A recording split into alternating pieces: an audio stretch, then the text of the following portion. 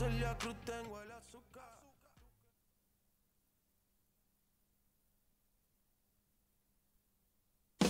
step into the day with the dawn ringing in my ears. Oh, well, I tune into my TV show.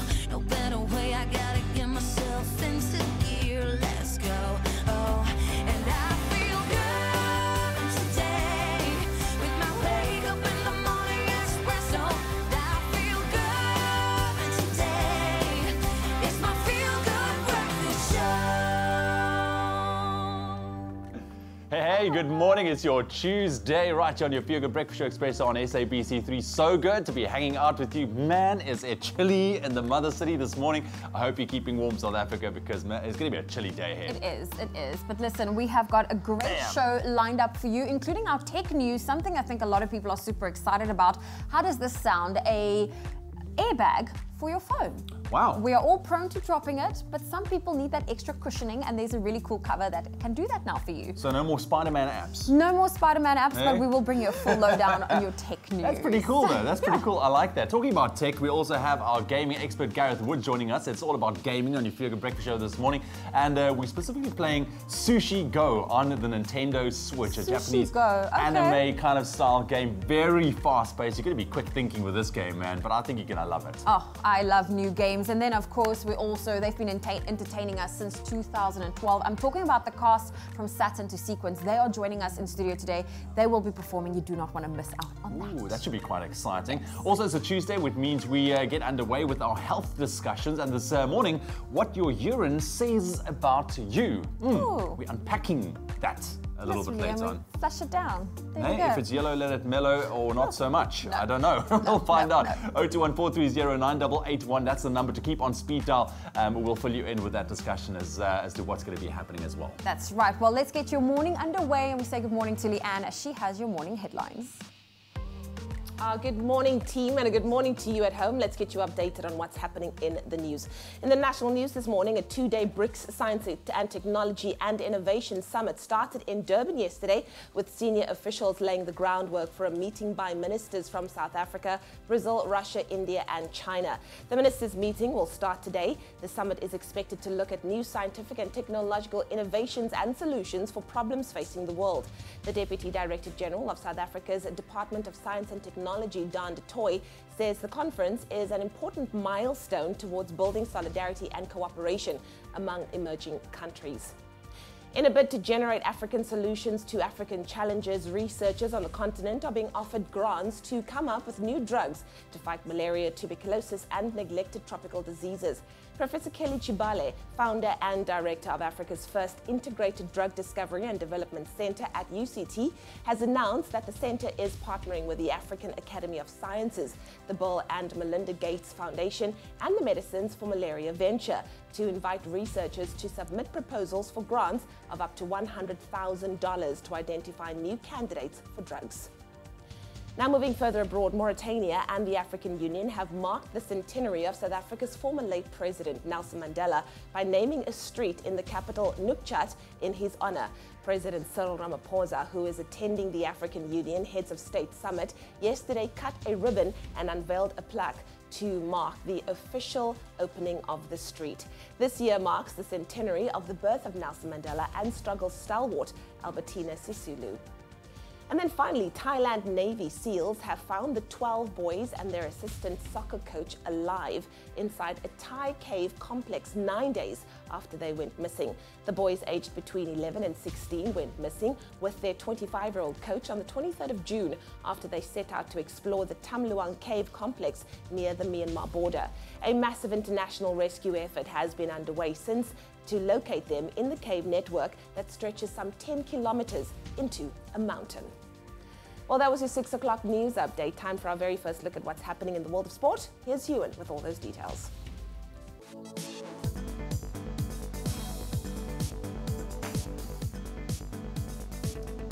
Thank you so much, Dan. Let's quickly take a look at your sport headlines. Starting off with soccer, Brazil and Belgium secured safe passage to the quarterfinals of the World Cup yesterday after a round of 16 victories over Mexico and Japan, respectively.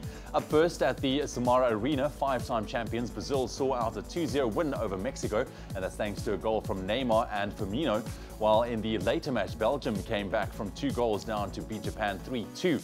In action today, Sweden face Switzerland at 4 o'clock, while England and Colombia finish off the round of 16 at 8 o'clock tonight. We'll bring you another update on that a little bit later on. Then sticking with soccer, Ajax Cape Town's relegation has been brought into question after Judge Dennis Fisher ruled in favour of Ajax in the ineligibility case of Tendai Ndoro. After being found guilty of fielding the ineligible Ndoro, Ajax were docked 9 points at the end of the season, which saw them directly relegated to the National First Division, with Highlands Park promoted. The PSL has acknowledged the new ruling and will take some time before deciding on a course of action. And then into cycling news, cycling's world governing body, the UCI, have dropped their anti-doping case against four-time Tour de France winner Chris Froome. The Kenyan-born cyclist had been under investigation after more than the allowed level of the legal asthma drug salbutamol was found in his urine at the Vuelta a España last year. With the case dropped, Froome can now focus on his 5th Tour de France title chase, which will take place from the 7th to the 29th of July. And ending off with tennis news, Roger Federer got his Wimbledon title defense off to a flying start yesterday with a straight sets win over Serbia's Dusan Lajovic. Gunning for his 9th title at the SW19, Federer only spent an hour and 19 minutes on centre court as he claimed a 6-1, 6-3, 6-4 round 1 victory. Also in action yesterday, South Africa's number 1 Kevin Anderson moved into round 2 after a 3-love win over Norbert Gombos. And that's where we leave your sport. We'll bring you an update on those headlines in half an hour's time. Well, it is a super chilly start this morning, so please dress warm. But let's look at those temperatures of what you can expect across the country. Starting off in Polokwane, your minimum is 5 with a high of 18. Mbombela 6 reaching a high of 20. Pretoria 3, 17. Johannesburg 1 with a high of 15. Sunny and Mahikeng 2 with a high of 17. Klerksdorp 0 reaching a high of 14. Kimberley a -3 with a high of 12. Bloemfontein -4 reaching a high of 13. If you're in Richards Bay, 10's your minimum, 20 your maximum. Pietermaritzburg's 3 with a high of 16. Durban 12, 19. Mthatha -1 with a high of 15. East London 7 reaching a high of 18. Cradock -4 with a high of 12. Port Elizabeth 6 reaching a high of 18. Sunny conditions in George today with a low of 5, a high of 15. Sutherland, you can expect a minimum of -8 and a maximum of 3 degrees Celsius today. A cool day in Sutherland. Cape Town 6 with a high of 14. Worcester -1, 11. Springbok 1 with a high of 13. And sunny conditions in Uppington, a low of -3 and a high of 13 degrees Celsius. It's a chilly day across the country, so make sure you dress warm.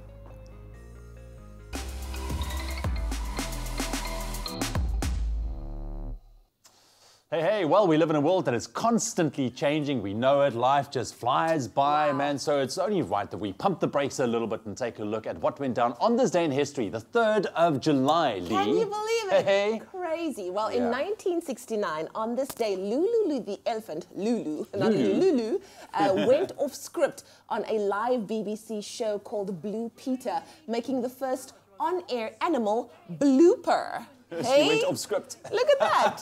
No way. No, let me go. I want to be free. Lulu is just, she's just sharing a lot. That's where that song, I want to break, not actually. I just added that for effect. Then in 1969, Rolling Stone founding member Brian Jones died at the age 27. And in 1971, The Doors frontman Jim Morrison died at age 27, adding fuel to the cultural meme documenting the deaths of celebrities known as the 27 Club. We made it, put it 27 Club, yeah, we're not joining that club. And then, of course, here's a bit of FIFA trivia. On this day in 1992, South Africa had its FIFA membership reinstated 31 years after being expelled. Sure, can you believe that? Well, interesting things happening on the 3rd of July in history. That's our bite-sized dose, but go out there and make this day memorable so that one day we can also talk about on this day in history. Well, certainly something going down in history is our tech update. How's this? Airbags for your mobile phone. I know a few people that need that in their life. We're going to discuss that after the break, and we're also going to take a look at the new game, Sushi Go. Gareth Woods joins us in studio for that. You do not want to miss out. We'll see you after the break.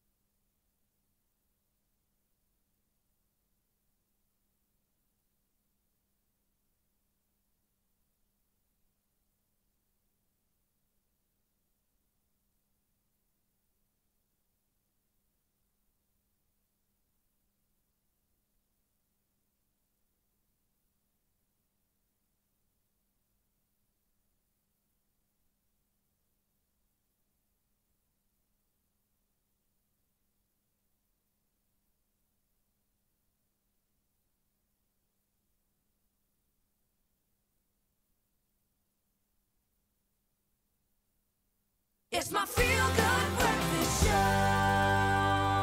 Tune into your Feel Good Breakfast Show, Expresso, right here on SABC3. So good to be hanging out with you. Thank you for tuning in. It's your Tuesday morning. Let's have a little bit of fun logging onto social media. Beautiful picture of our very own Zoe up there. Now, we asked you the question, say, good morning. Today is International Plastic Bag Free Day. How will you do your bit to help? We'll give you options. Take reusable shopping bags, recycle old plastic bags, and use brown paper bags. So let's see what some of you guys are saying. Chantel, first one through. Good morning, Chantel says, good morning, goeiemorgen, Moluweni. Love it. Thank you, Chantel. Says, I use reusable bags when shopping. It's so much more convenient. It saves me from buying plastic bags, and that's my tip. I like that. Garth Lefleur. Good morning, Garth Lefleur. Says, morning peeps, take reusable bags, shopping, and recycle old plastic bags. I like that one as well. Ramokone says, good morning, reusable bags. Definitely take that for shopping. It's cheaper to use and it's accessible as well. And Ali Lee says, I would love to do all three. I love it. So on this World Plastic Bag Free Day, do your bit and save the environment. Say no to plastic.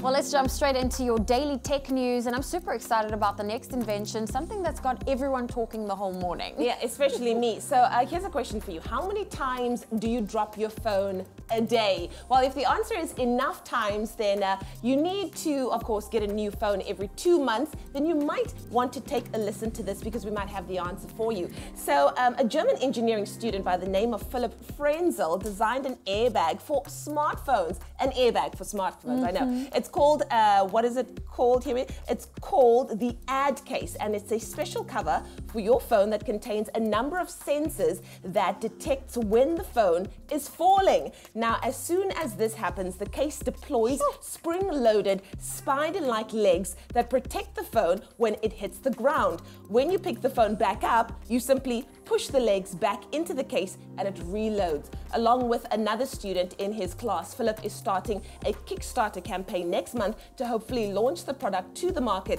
But at this point, it's still just a concept. But I'm here for it. Can it please not be a concept anymore? Because my phone just has a desire to be face flat on the ground. It wants to be there. How many times have you replaced your screen already? A lot. Too many times. I'm like master level of the Spider-Man app right now. Well, from mobile airbags to living in an age where robots are seriously taking more and more jobs as technology improves. Now, they might be coming for Hollywood's action stars and Disney's Imagineering department. They have designed an autonomous stunt robot that is able to perform high-risk moves with human-like accuracy. Now, traditionally at Disney World, robots used at various attractions have limited movement and are pre-programmed to do every small specific action. But with the increasing interest in superheroes and big action scenes, there's a demand for more active and dynamic attractions. And this is where the Stanotromics project steps in. The robots are being seen on screen right now is able to self-correct and make tiny adjustments in the air to ensure that it nails the move each time. It also has an onboard accelerometer and a gyroscope along with laser sensors that are able to measure its distance from the ground, and it can also do all of this while striking the perfect superhero pose. And I think the long-term goal is programming multiple of these robots to orchestrate epic live action stunts scenes that are, perfectly accurate every single time. I really think this is where technology is taking things to that next level. I think there's many a stunt man and stunt woman that's worked their whole lives, man, that is not looking forward to this day taking place. They're just going to replace all of us, hey? All of us. I don't know. Well, that was your daily tech update. Hopefully you're not left too morbid like we are feeling right now. Well, anyways, talking about being replaced, let's just keep all of the technology to the world of gaming. Of course, that's very, very exciting. And this you actually need 2 humans to play the game. Let's check it out. Well, right now it is time for some gaming on your Feel Good Breakfast Show this morning. We're focusing on sushi. Yep, sushi, you heard it right in our gaming segment. Now, it isn't just food, it's a way of life, and you'll feel like a true samurai in the latest Sushi Striker, The Way of Sushido for Nintendo Switch. Gareth Woods joining us this morning, our gaming expert. Talk us through this game, man. How's it going, brother? Quite a mouthful, a little bit hard to swallow. Dude, that and yes.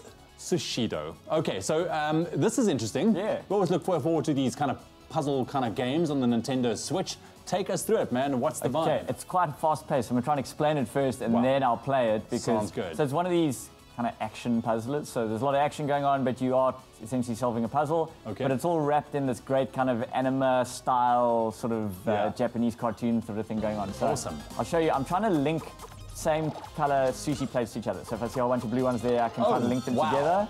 And the more I can link up, you see my plates start stacking up there on the bottom. Oh, that's quite a nice long one there. I don't even know what's going on right now. So I'm at the bottom, I'm against my opponent there on the top. He's throwing sushi plates at me while I'm trying to stack them up. Let's throw some back at him. And basically, I'm trying to, you see I've got the yellow plates, I've got 4, I've got 5, I've got 6, 7, 8. I've only got 7 seconds to be able to do this. So you're going to match the same kind of plates? Yeah, exactly. If you get 7... You just missed a whole bunch there. Yeah, unfortunately, you only got 7 seconds to do one. And so you have to kind of hustle. At the same time, you've got a life meter, and so you've got to worry about your opponent basically hitting you with his plates before you run out of life. Yeah. Okay, cool. Let's throw some back. This is intense, dude. Yeah, that's why I said I need to explain it first and then play it afterwards, because I can't do it at the same time. Yeah, so he's getting me pretty low. Let's throw some at him. And then I've also got these power-ups that you collect during the game. So I need to, I can use this one. Turns all my stuff into sweets. Get some power-ups. Yeah. So you're on to dessert now? Okay. Yeah, on to dessert, but back to the main course. Let's get some plates. Oh, there's some pink ones there. I love the animation, though. Yeah, the style is amazing. It's brilliant. And as it goes, it's a story mode as well. So in between stages, if I manage to survive this one, I'll show you. You kind of go into your character going through this mission that he's on. Okay. So, Sushi Bonanza. My power-up, it turns everything into the same color plate. So I can get a nice big, 15 one. Oi, dude, this is crazy, man. This is frying my brain a little bit, sitting so close to this TV. But what are some of the other game mechanics, specifically looking at the Switch and what it brings to this kind of puzzle game? What is it that really stands out for you? So there's nothing Switch specific, I suppose, in terms of like the controllers and the gyroscopes and all that. Okay. Oh, you beat me. Okay, He beat I was you. about to throw my final one on there, but he got me first. So your character then, you level up, you get a bit stronger, and you take him again. These are my 2 little assistants. Yeah. They building up in power, so maybe I'll have a better shot next time. But it's essentially also an RPG, so a bit of a role-playing game. You've got your character and you're leveling up and you're building up, but there's a story kind of mode that's going on. So as you play, you're developing the story. But yeah, to answer your question, there's nothing Switch specific. I mean, this could be played on any kind of console. There's no tech that's specific to the Switch. But I think the style, the kind of cartoony, friendly style is very much a Nintendo-style game. Exactly. And the fact that you can hold the controllers in both hands. This is just super comfortable, It's pretty comfortable as well. And I'm sure it does wonders for hand-eye coordination. I mean, you were saying that your kid's been jamming his Switch at home. And this is certainly a game for speeding up your reflexes, but also your pattern recognition. Because you're very quickly having to go, okay, cool, there's a bunch of pinks there, and I missed that. So a whole bunch of green ones. You can get those pretty quickly. But you start being able to try and identify colors and shapes very, very quickly, which is obviously... What's your final verdict on the game? Got the victory there. So I just needed a little bit of... lose, dude. Just need a little bit of practice there. Verdict on the game, it's super fun. I still need to explore how much depth there is to it. I've been playing about an hour and a half, about 20 levels in. It looks like it's pretty big in terms of how much there is, and what's been interesting is pretty much every level they've been introducing some new mechanics. So some new ability or how to slow down time or speed up time for your opponent to make things more difficult.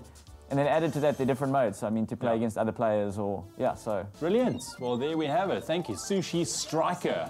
Love it. Gotta love the Nintendo Switch as well, man. Brilliant, brilliant platform to play on as well. So there we have it. So remember, for all the latest in gaming, you can stick around with us, your Feel Good Breakfast Show. Well, certainly stick around with us. It is World Cup action, and there are only officially 10 games left to enjoy at the 2018 World Cup in Russia. Now, yesterday we were treated to probably some of the best games in the tournament, but stick around for your roundup.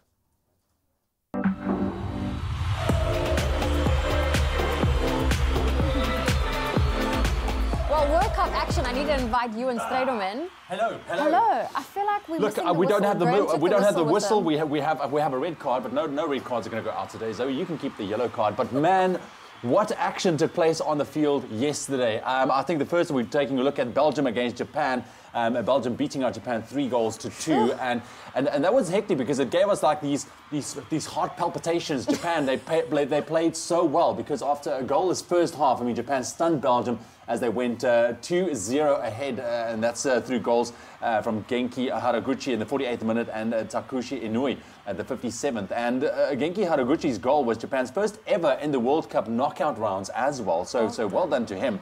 And it took Japan to 6 goals in the World Cup, which is also their highest ever goal tally in a single World Cup. But Belgium then restored order as they scored 2 goals to level up the match. And Jan Vertonghen made it 1-2 in the 69th minute before substitute Moruane Fellaini scored in the 74th minute. And Nasser Gadli won the game for Belgium, which then took the final kick of the game in the 94th minute. And if you take a look at the game so far, I mean, there have now been 9 90th minute winners in the World Cup 2018. So everyone is leaving it till the very, very last to score. I mean, just look at that goal right there. Look at that.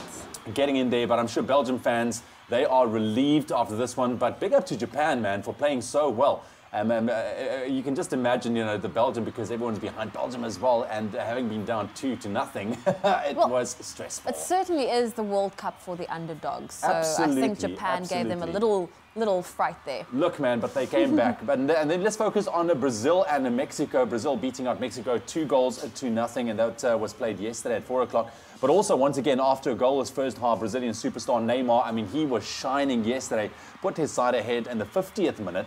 Now, Neymar's goal was Brazil's 227th at the World Cup. And no other team has actually scored more than that. Germany held the previous record with 226 goals. And Neymar assisted with his second goal as he passed it to Firmino, who made it 2-0 in the 88th minute. Once again, a very late score there as well. But Neymar has scored 6 goals from 38 shots in the World Cup tournaments. It took Lionel Messi, just to put it in perspective, 67 shots and Cristiano Ronaldo 74 shots to reach this goal tally in the World Cup. So Neymar definitely the star on the field yesterday. So that's it, hey? Brazil, Mexico, that's done. That was match 53 of 64. We're nearing the end, Zoe. I know, there's only 10 left. So on today's lineup, it is Sweden versus Switzerland. That's kicking off at 4 p.m. They're playing at the St. Petersburg Stadium, and that will be live on SABC 1. What's quite cool is Sweden finished top of Group F, while Switzerland second in Group E, and this will be the 27th time that they going to be playing each other. So it's going to be a good game. 27th time, yeah. And then we have England versus Colombia. That's at 8 o'clock, and that's taking place at the Spartak Stadium. And that's match number 56. We're getting there. Now, England finished second in Group G, Colombia first in Group H, and England ranked 12th in the world, and Colombia 16th. Now, England finished their group campaign with 2 wins and a loss in 3 games, scoring 8 and conceding 3. So it's going to be very interesting to see what's going to go on there, because there's 2 powerful teams as well, English against Colombia. But we'll bring you definitely a roundup tomorrow as to what's going to be happening on the field. Thanks, Zoe. That's right. Well, that was your World Cup action this morning on your Feel Good Breakfast Show. What a World Cup. You never know what's going to happen. It's absolutely crazy. Well, you know what else is crazy is amazing prizes that you get to win on your Feel Good Breakfast Show. After the break, I'm going to tell you how you can win a Rugby Springbok jersey, of course. And then we need to take a look at one of the biggest movies opening very soon. It is American Animals. JP Sebastian's here, and we're going to talk all about it. All that and more happening on your Feel Good Breakfast Show. With a trip to New York City worth 150,000 Rand as first prize, Lancewood SA's #1 cream cheese is so close to crowning the nation's #1 cake. Recipes have been posted from every kitchen in the land. And come July 5th, celebrity judges Zola Nene, Jay Something and Lorna Masaku will host the 3 finalists in a live cake-off on SABC3's Expresso Morning Show to decide who will bake it all the way to the Big Apple.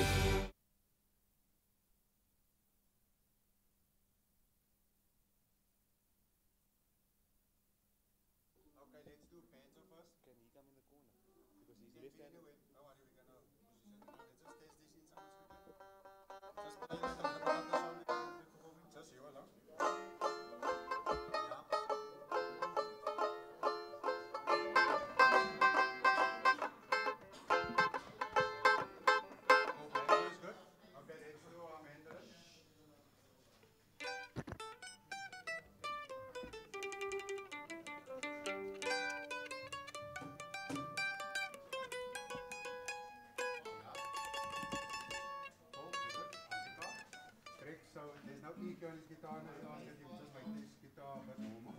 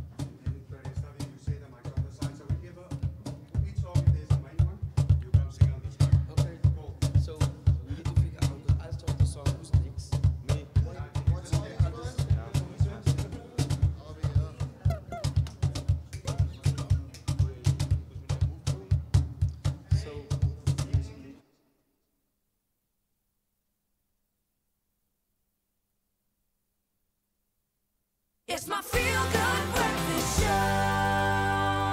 Welcome back to your Feel Good Breakfast Show. It is Expresso, and you know, we are celebrating Tata Madiba's centenary this month, 2018 July. And you know what? We are celebrating Mandela month, and he is not only known for his profound actions, but also those wise wisdoms that he shared throughout the year. So we're going to take a moment every single day for the month of July and just take a look at, you know, some of those amazing and inspiring things that Tata Madiba has done. And he really had such a way with words, and that's what I loved about this man. So today's words of wisdom from this icon are the following. He said, it is what we make out of what we have given, not what we are given, that separates one person from another. All right. So you got to take what you have and make it work to your advantage as well. So So once again, just another beautiful quote by this phenomenal man who lives in our hearts still every single day. And we're going to be celebrating him throughout the month of July as it's Mandela month.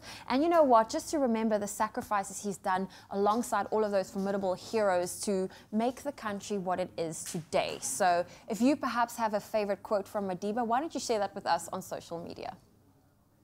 In the national news this morning, a two-day BRICS Science, Technology and Innovation Summit started in Durban yesterday, with senior officials laying the groundwork for a meeting by ministers from South Africa, Brazil, Russia, India and China. The summit is an important milestone towards building solidarity and cooperation amongst emerging countries. In a bid to generate African solutions to African challenges, researchers on the continent are being offered grants to come up with new drugs to fight malaria, tuberculosis and neglected tropical diseases. Professor Kelly Chibale, founder and director of the Africa's first integrated drug discovery and development center at UCT, said the center is partnering with, amongst others, the African Academy of Sciences and Bill and Melinda Gates Foundation. On the international front, Mauritania and the African Union have marked the centenary of South Africa's former late President Nelson Mandela by naming a street in the capital, Nouakchott, in his honor. President Cyril Ramaphosa, who was attending the African Union Heads of State Summit yesterday, cut a ribbon and unveiled a plaque to mark the official opening of the street. And then finally, Thailand Navy SEALs have found the 12 boys and their assistant soccer coach alive inside a Thai cave complex 9 days after they went missing. The boys, aged between 11 and 16, went missing with their 25-year-old coach on June the 23rd after they set out to explore the Tam Luang cave complex near the Myanmar border. Well, that was your 6:30 news update. I'll have a full bulletin for you at the top of the hour.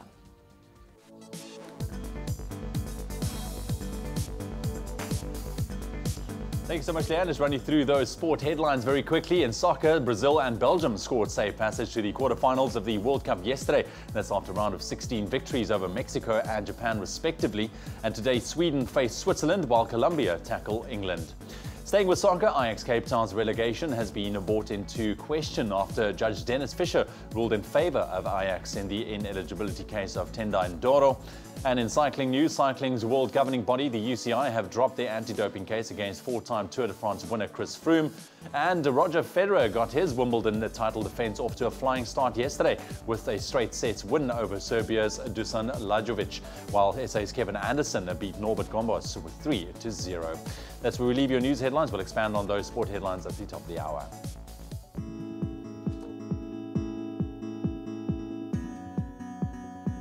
Well, let's take a look at the roads, and this is the first one added in the Western Cape in Khayelitsha. There's a stationary vehicle. This is on the N2 outbound. It's before the R300, currently blocking that left lane, so you can expect major delays.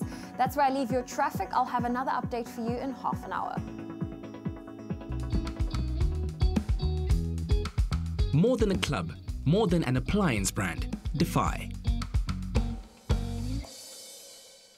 Right, let's quickly take another look at your weather and your temperatures. It's your Tuesday morning, and once again, it looks like very chilly conditions for most parts of the country, reaching mild maximums in certain areas, but still very cold for the southwestern parts of the country. We saw some beautiful snow in Ceres as well yesterday. Everyone took to social media. It was magic. But running through your temperatures very quickly, Polokwane 5 minimum, your maximum 18. Mbombela 6 and a high of 20. Pretoria is 3 and a high of 17. Johannesburg 115. Mahikeng 217. Klerksdorp around 0 with a maximum 14. Kimberley -3 this morning, staying cold, maximum 12. Bloemfontein -4, 13. Richards Bay 10, 20. Pietermaritzburg 3 and a high of 16. Durban 12, 19. Mthatha -1 and a high of 15. East London 7, reaching a high of 18 degrees. Cradock -4 and your maximum 12. Port Elizabeth 6, 18. George 5, 15. Sutherland -8. Very cold, staying cold with a maximum of only 3 degrees. Cape Town 6, 14. Worcester -1, 11. Springbok 1, 13. And Uppington -3, reaching a maximum of only 13 degrees. So definitely very chilly conditions throughout the country. Stay warm, South Africa. We'll bring another update on those temperatures in half an hour's time. Thank you, Straydon. Well, just a few weeks ago, MTN, the official team sponsor of the Springboks, they've opened their doors to the public in a search to find the ultimate boza who thinks they are the biggest Boks fan. And the lucky hopeful will get a once-in-a-lifetime opportunity to travel with the Boks for a full year and give South Africans exclusive access to Springbok content that has never been seen before. And after hundreds of entries, 3 lucky finalists have been selected, and it's time to meet them. Here's Mark. South Africa called, I answered. I'm Mark, this week's official Boza. What's up guys, it's your official Boza here. Just touched down at Bloom. I create Bloom School. Okay, are you ready? Into the front and check the ball. Here we go, 1. What's up guys, I'm your Billy LaRue. It's absolute chaos here. Thank you very much. I got to meet a bunch of the players, got to see them engage with fans. So yeah, it was just a good day out. I read an article that said that it was actually the biggest comeback in Springbok history, just in terms of points. That was insane. I just met rugby legend Rassie Erasmus. The 10th the Beast in Tawarira. Beast, it's a huge milestone this weekend. You run off for your 100th game. Joshua, the main MP warrior. So in approximately 2 hours, Springbok coach Rassie Erasmus will announce his match day 23 right here. Peter said the team's just been announced and you're playing blindside flank.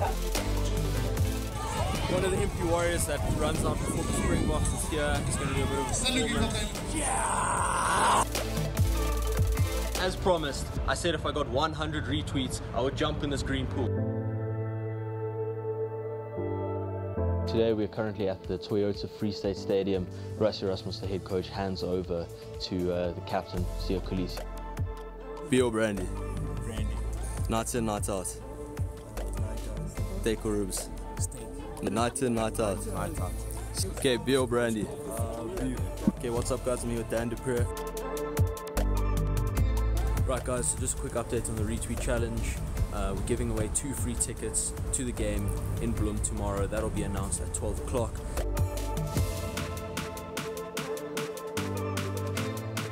Ready?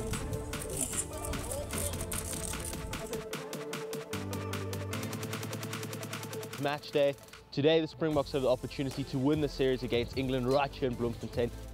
We had an exclusive locker room experience. We were toured around and saw the jerseys.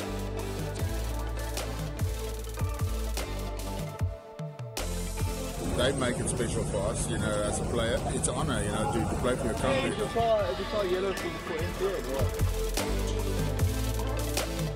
Okay guys, on our way to the stands now.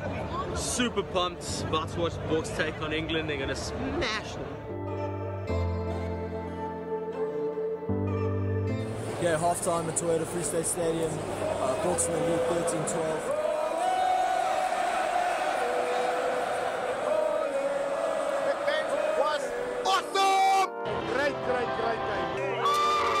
This has been the best week of my life. What an incredible game. The fans brought the energy, the atmosphere was electric. It's a wrap for me. I came, I saw, I answered the call. Well, are you already getting a taste of the Bok life? Absolutely loving it. And Mark, very, very well done. But now it's up to you to vote for whether or not you think Mark has what it takes to join the Boks for a whole year. All you have to do is cast your vote before Thursday on the MTN callup.mobi site. And of course, make sure to include #Expresso in your entry when you sign up. And of course, when you enter, you stand a chance of winning an official Springbok rugby jersey, and MTN have 3 to give away. So make sure you take full advantage of this opportunity and vote. Oh man, what a brilliant competition. So make sure you enter right now if you haven't done so already. We're going to take a very quick break, a moment in between. If you will, go recharge your coffee cup, your cup of tea, maybe like a hot chocolate. Stay warm, South Africa. When we come back, we talk new movies with JP Sebastian. It's all about that movie called American Animals. He'll give us a lowdown and also how many popcorns he'll be giving this movie. And then we also have a brilliant performance heading your way. Satin to Sequins. They're the cast. They're here. We're going to introduce you to them. They are here for an explosive performance just after the break. Stick around.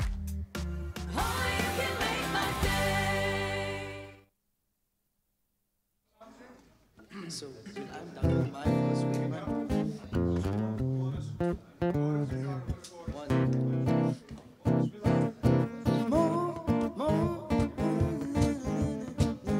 Hey guys, we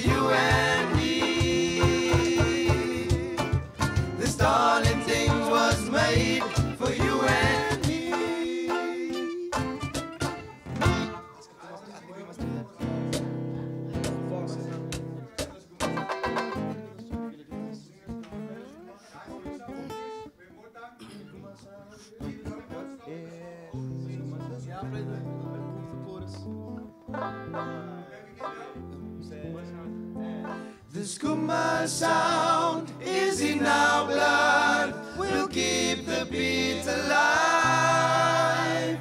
From slaves it came, this minstrel game on Tweed and Nivea. Keep it alive.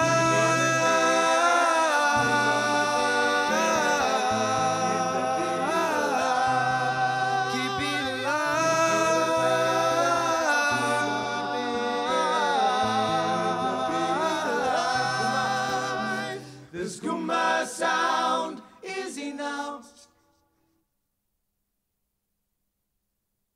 It's my feel-good breakfast show.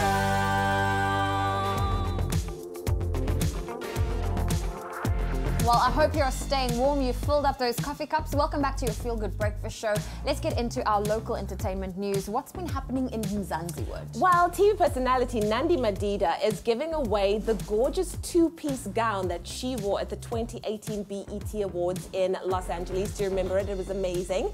Now, the black dress with gold detail, so stunning, and of course, it had white detail as well, is from Nandi's color clothing label. And she said this, she said, any matriculant who would like this gown that I wore to the BET Awards by my clothing brand at Color Fashion Label for their matric dance, kindly DM me. The requirements are that the gown is a size 28 and the matriculant must have good grades. That's very important, and that's what she put on Instagram. But imagine going to your matric ball with this gorgeous creation.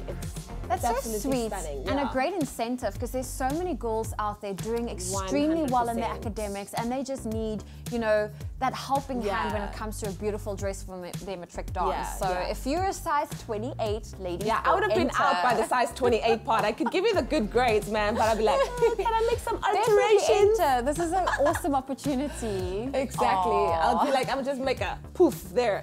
Anyways, local TV personality Joanne Strauss is preparing for the arrival of baby number 3. Of course, Joanne wrote on Instagram on Monday, "Dear baby, can't wait to meet you."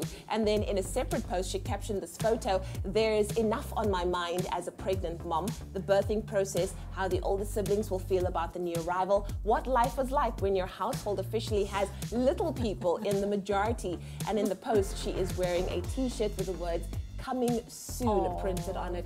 So I can't wait to see it. Her kids are beautiful. Yeah. Like, she and hubby make beautiful babies, and I hope that they're not going to stop at 3. They must just...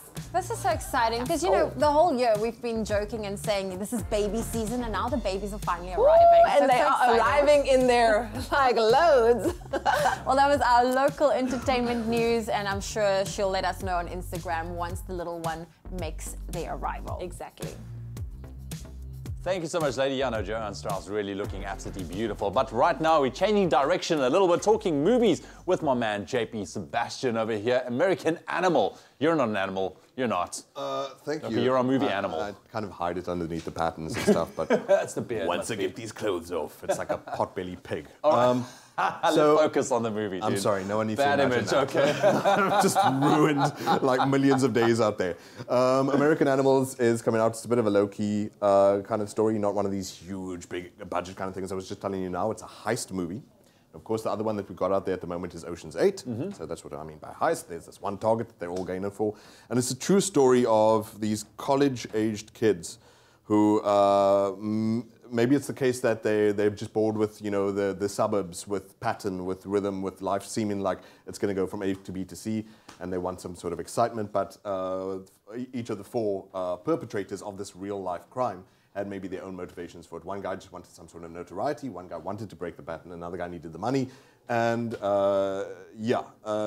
is all revealed to you, though, in a very interesting way. So the movie, while it's fictitious and you've got actors like there's Evan Peters from X-Men, people might remember Quicksilver, he was a lovable character in that. It's also documentary at the same time. So they interviewed the real guys who perpetrated the crime, who just got out of jail after the movie was made. So the movie jumps so interestingly between these monologues pointed directly at camera, where these characters are bearing their hearts. And you're sort of not sure if they're still telling the truth, or if they're still covering up for the one guy or the other guy. And then the movie will jump and sometimes blend into from documentary into the story, into the fictional narrative.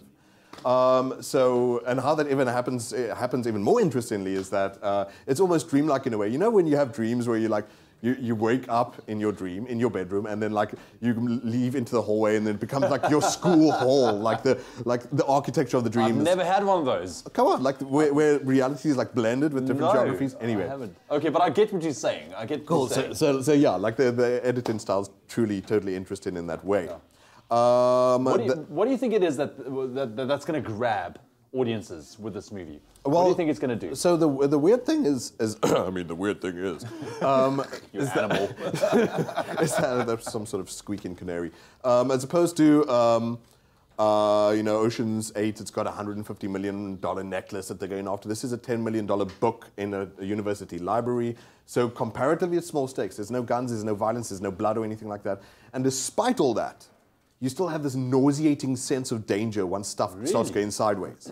So the movie is an interesting commentary on these young guys who grew up on movies. While you're watching it, you're going to go, that feels very similar to Oceans, or that feels very similar to Fight Club. So it has all these interesting movements where it's a movie about movies, and it's a movie about believing, that you can reach for that hyper-real dream, when in fact they're very real stakes, and you can endanger lives doing something like this. And so it's the intersection between reality and this dream-like movie universe that these guys... But I'm sure it's because it's the way it was made, which is so kind of capturing, and also innovative, novel.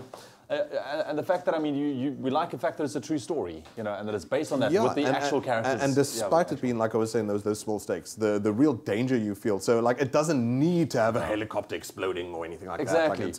Like popcorns, dude. Popcorns. Popcorns. Great that it's novel. It doesn't necessarily have strong character development, but for the whole mechanic of the interest in editing and all that other business, 7.5 out of 10. Well, yeah, man, we'll take that, man. Thank you very much. 7. I said we'll tank that. Okay, we'll tank it sometime as well. You animal, you. Next segment. American Animals. Check it out at your cinemas. It's opening this weekend. Yes. Yes, sir. Yes, sir. I would do that. Go watch it.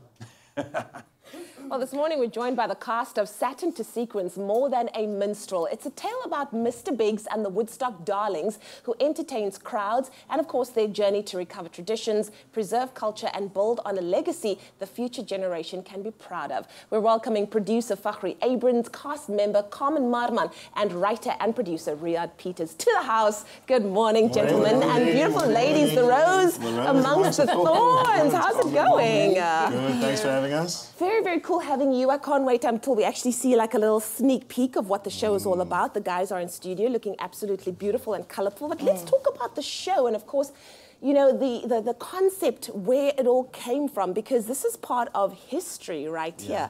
Where did the concept for the show come from?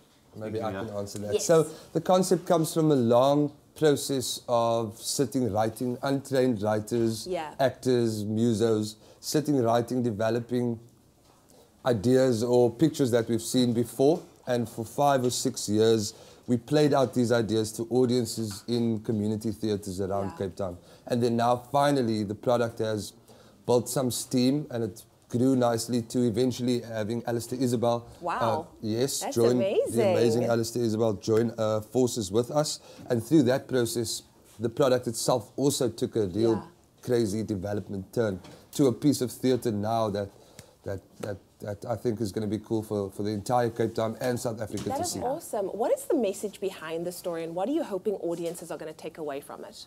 The message for me is it sounds like, they say corny, but it's for me, because I am a minstrel myself, Riyad, all of the guys, we play the game hard, like they say. And it's for us to be proud, and it's to let the people that don't know the minstrel culture to fall in love with a minstrel culture. There's a lot that people don't know. They just see Second New Year, the colours, the jawling, and everybody's just having a ball of a time. But they don't understand the stress, the money, the relationship problems between owners and the wives, and the different characters, and how they sacrifice these things just to put on that satin suit, or that sequin suit. So it's overwhelming for us as Oddball Concepts, and also partnered by Baruch on marketing, to join forces, to see that vision, to preserve this culture for our kids in about 15, 20 years' time. I think that's wonderful, because we all look at it from the outside looking in, but now you're giving us an inside look at the inner workings and, of course, how it all comes together. But Carmen, what is it like putting a production like this together? What exactly goes into it? Blood, sweat and tears.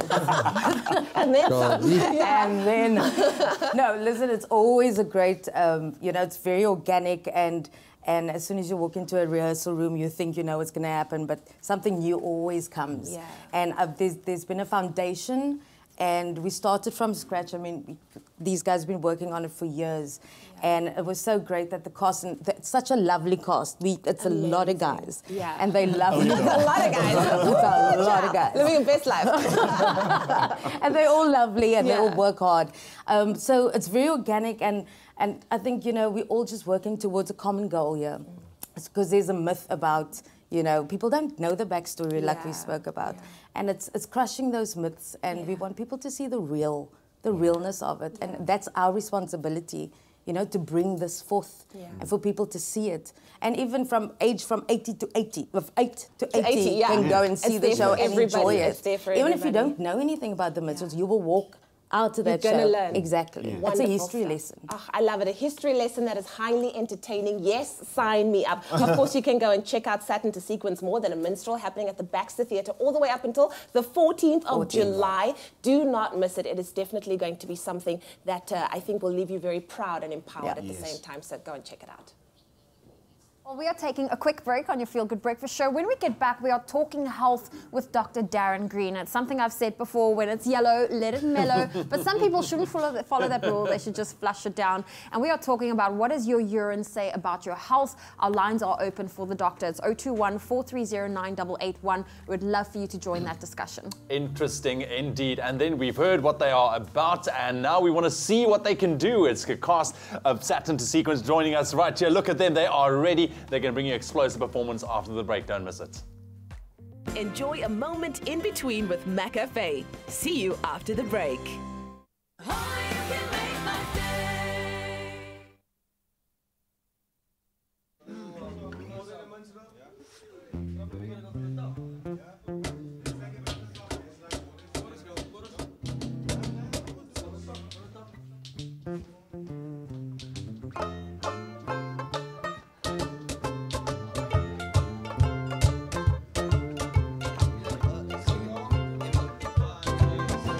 Just as new as you are to this deep, and I know how overwhelming it can be,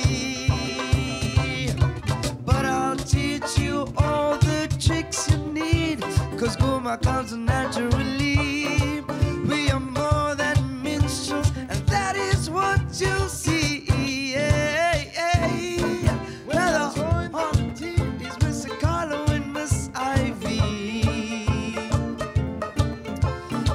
GSC over Africa constantly, yeah. Rowan is the greatest comic singer in town, and I'm the velvet voice that gets the crowd going wild. We are more than minstrels, and everyone gets to shine, yeah. When I joined the Woodstock Darlings, I was just a Gagati. Lower Main Road was my section where I did my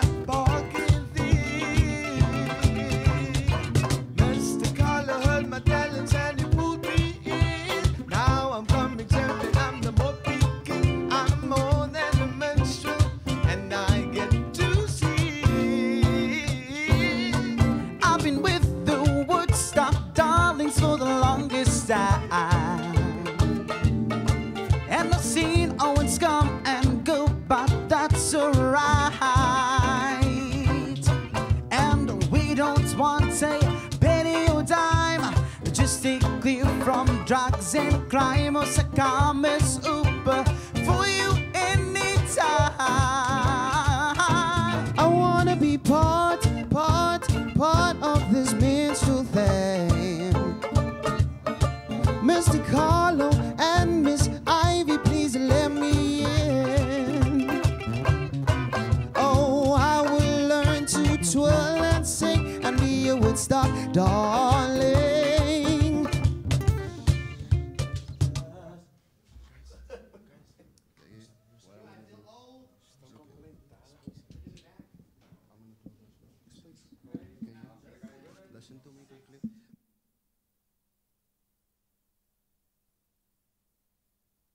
It's my Feel Good Breakfast Show. Welcome back. You're tuned into your Feel Good Breakfast Show Expresso right here on SABC3. So good to be hanging out with you. Thank you for tuning in and starting your Tuesday morning with us. Right now, though, it is time to check out some of the rather interesting, funny and random things that we stumbled across on social media this morning. We love them.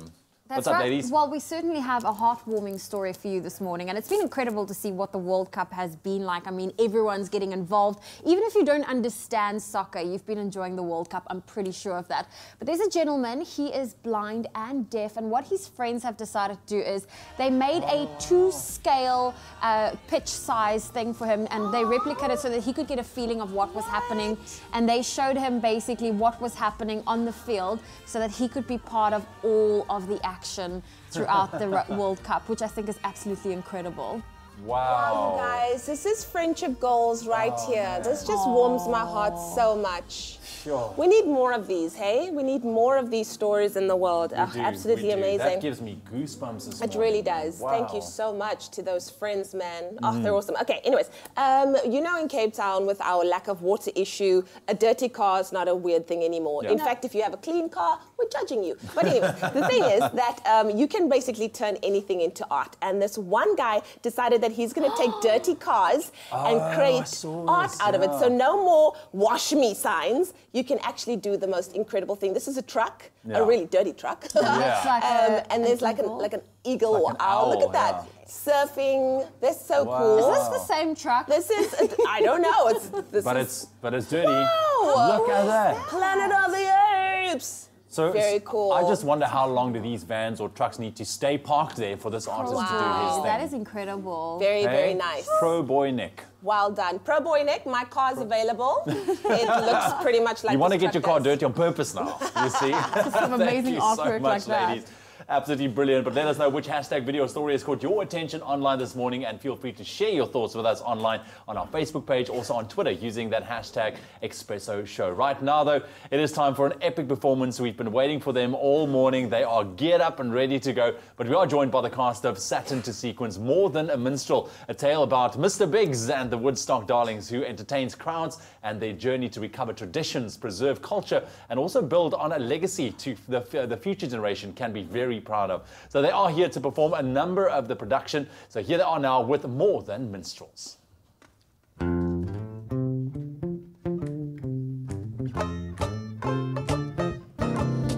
was just as new as you are to this team,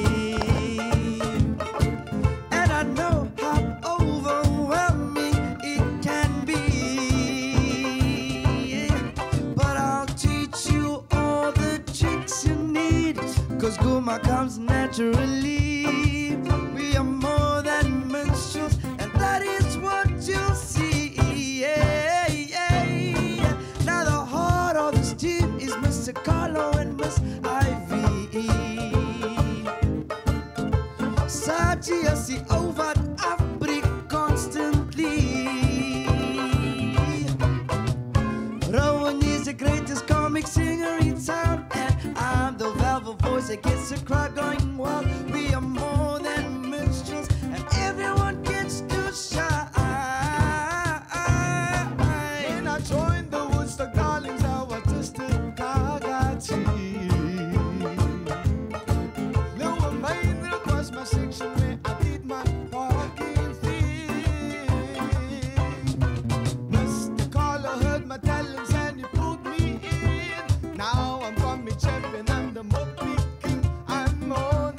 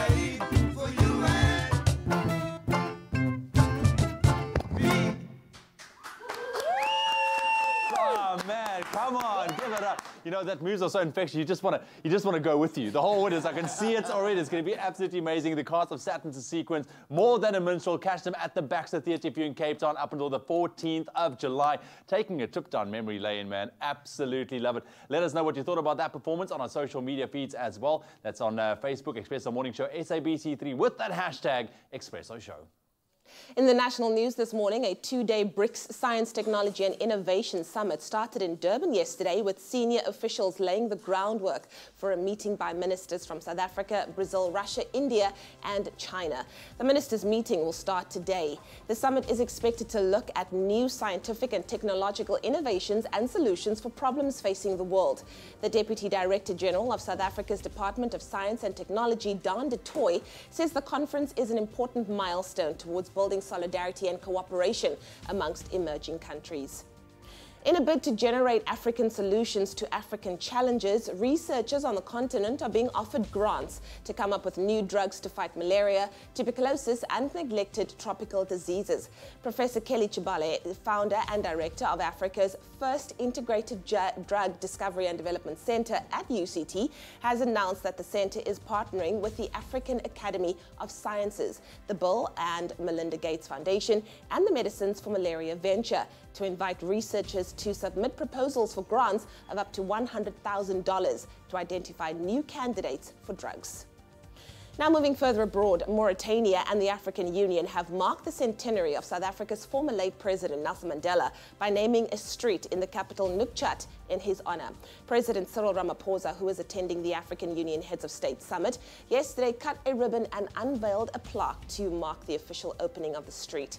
This year marks the centenary of the birth of Nelson Mandela and struggle stalwart Albertina Sisulu.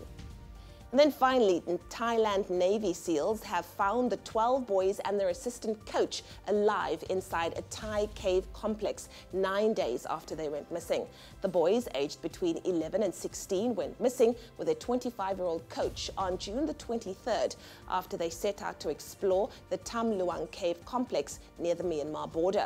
A massive international rescue effort has been underway since to locate them in the cave network that stretches some 10 kilometers into a mountain. Well, that was your 7 o'clock news update. Here's another look at what's happening in the world of sport. Ewan has the details.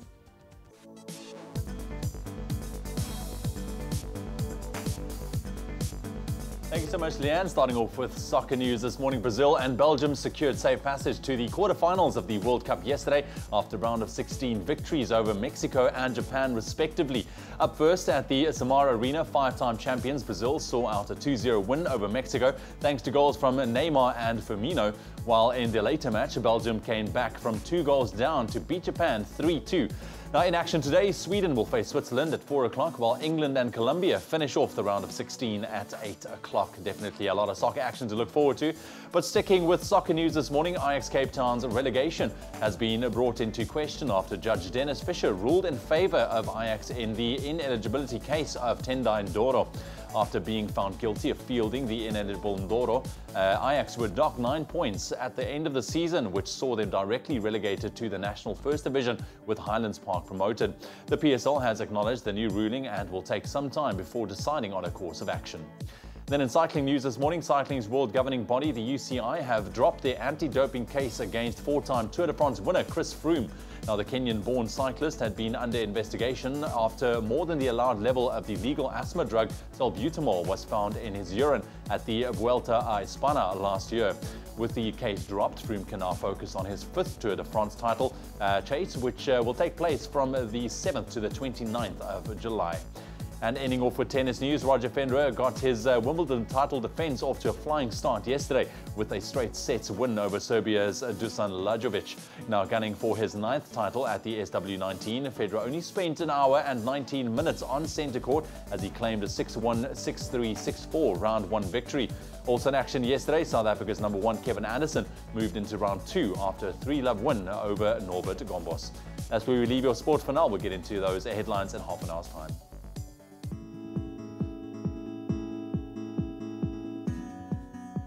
Well, let's take another look at the roads in Gauteng and Devlin. Now there's a stationary vehicle on the N1 northbound. It's after the Golden Highway and it's currently obstructing that right shoulder and it's slowing traffic down. So please approach with caution and allow for some extra travel time. I'll bring you another update at past. Turning air into pristine, clean drinking water. Cirrus Water, the future of sustainable drinking water. Right, let's quickly take another look at your weather and your temperatures, and yet again it looks like a very chilly start for the most parts of South Africa, reaching mild temperatures in certain areas, but for the southwestern parts of the country still very cold. We saw a lot of snowfall, especially in Ceres, also Sutherland yesterday, and we saw some incredible photos and videos shared on social media. Man, if you were there, I hope you enjoyed it. Let's run you through those temperatures very quickly. Polokwane starting off on 5 minimum, reaching a high of 18 degrees. Mbombela 6 and a high of 20. Pretoria 3 and a high of 17. Johannesburg 115. Maikeng 2 and a high of 17. Klerksdorp around 0 this morning with a maximum 14. Kimberley -3 and a high of 12. Bloemfontein -4 reaching a high of 13. Richards Bay 10-20. Pietermaritzburg 3-16. Durban 12-19. Mthatha -1 reaching a high of 15 degrees. East London 7-18. Cradock -4 and a high of 12. Port Elizabeth 6-18. George 5 and a high of 15. Sutherland -8 this morning, very cold, sticking to a cold maximum of 3 degrees. Cape Town 6-14. Worcester -1-11. Springbok 1-13 and Uppington -3. reaching a maximum of 13 degrees as well. That's a wrap of your weather and your temperatures for the 7 o'clock bulletin. I'll bring you another update in half an hour's time, just after 7:30. Shall we chat World Cup again? Of course, it has been absolutely incredible, entertaining, shocking moments. So many teams that we thought would go right to the end out already. One of those, Japan. And that's what everybody's talking about the game last night. Of course, Japan going down 3-2. Japan defender Jen Shoji said this after the match: I might be the one who dragged the team down. This person saying, no, you are absolutely not. You've been fantastic throughout the tournament. Keep your head up. We stay proud of you. You are ready for a new adventure. Come back stronger. 4 years later. Also, Keith Watkins says stoked that we get a Brazil versus Belgium quarterfinal, but man, I'm heartbroken for Japan. They left it all out there. They left it all on the field. And just take a look at this. Japanese supporters cleaning up the stadium afterwards. And I love this little headgear, garb there. Very, very awesome. Can we learn this, guys? When we're done with the match, can we also just enjoy? You know, it would be very nice. We can learn from our World Cup supporters over here. Well, we are taking a quick break on your Feel Good Breakfast Show. When we get back, we're going to kick off our health talks. And this morning, we're focusing on what does your urine say about your health. Dr. Darren Green joins us, and we would love you to join in on that conversation. The number's 021-430-9881. And then speaking of keeping your kidneys healthy, we'll also whip up a cranberry and apple detox smoothie. That's coming up in the kitchen, so don't go anywhere. We'll see you after the break. Meet the top 10 finalists for Presenter Search on 3. 24-year-old Pelo Mokodi was crowned the first Miss Africa Botswana in 2015. I love to call myself an entertainment entrepreneur. That means anything entertainment, I can do. I want to be a TV presenter because you want me to be a TV presenter. I'm kidding. I just have so much personality that I cannot wait to introduce to my audience. And I love to tell your stories at home. So share with me so that I can share with you. Welcome back to it, our favorite trendsetter. Of course, I'm talking to you. It is Trending SA Presenter Search on 3. The kind of TV presenter I want to be is the kind that you wake up in the morning and think, damn it, why is Bella not on my TV screen? I miss her. I will just pretend I said a joke, right? Right? No? Lights, camera, action. Now that I've officially joined you as your newest SABC3 presenter, I actually get to wake up to those 3 words. I spend my moments in between eating. I love eating. I know my body doesn't say that. I also love reading, and of course music centers my very, very chaotic days. I just wanna be successful. Catch Presenter Search on 3, Thursday nights at 8:30, and watch the top 10 compete to become one of 3 new presenters on SABC3. The stage is yours.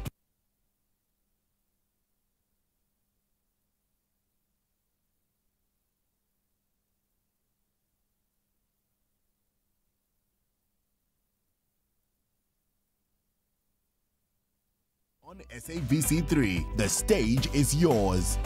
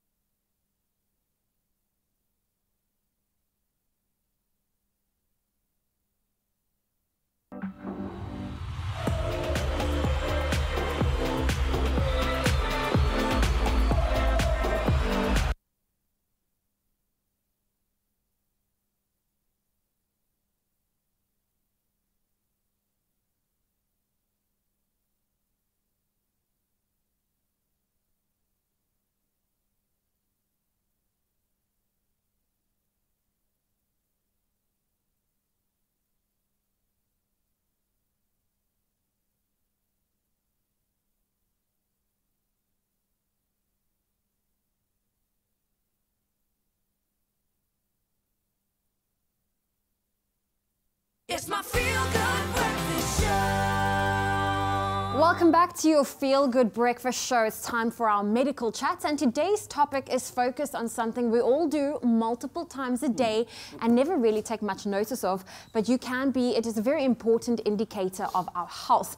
Now, I'm talking about going to the bathroom for a number one, or to tinkle, as some people would say, or to drain the main vein, as there are so many sayings to say for what we're about to talk about. Now, factors like smell, color, and frequency can tell us a lot about what's going on inside our bodies. And this morning, we have Dr. Darren Green here to help us identify when you're in trouble. See what I did there? Very lame, I'm joking, but our lines are open. That number is 0214309881. We'd love to hear from you. Dr. Darren Green, always great having you here. Thanks. We're talking about urine and what that says about your health. How many times a day should you be going to the toilet for a number one? Averages up to between 6 and 8 times a day. Really? Yeah. That will depend on obviously how much you're consuming in terms of liquids, but also what kind of diuretics you might be taking in natural form. In other words, what caffeine content you're taking in coffee or tea or beer, for example, or alcohol, because that affects your frequency of breaking the seal and going to the toilet more frequently. Yes, and I know, drinking water, and this is something I'm struggling with during winter, is to keep up my regular water intake like I would during the summer months. Yes. The more you obviously go to the bathroom, the clearer your urine is. What does that tell you? Is it a good thing if your urine is clean, like clear? Yeah, you can actually go quite a lot and not have it clear up, because it depends on the volume you actually, secreting when you do go to the bathroom. So if you are getting in enough, adequate fluids, you will then flush, and also dependent on whether the bladder completely voids or not. You'll get an array of colour ranging from the left over there, when you've had sufficient water, up to 2 litres a day, to that when you really, really dehydrated and the kidneys are concentrating the urine. Okay. Yeah, and that's what causes the colour change in this case. Now, they say yellow, let it mellow. What causes it to be yellow? I mean, I'm looking at these samples, and some of them are really yellow. Well, you've got urea and uric acid, which contribute towards the yellow color. Everyone that knows about gout and uric acid also knows the yellow crystals that form in joints and toes, gives you that, that yellow hue.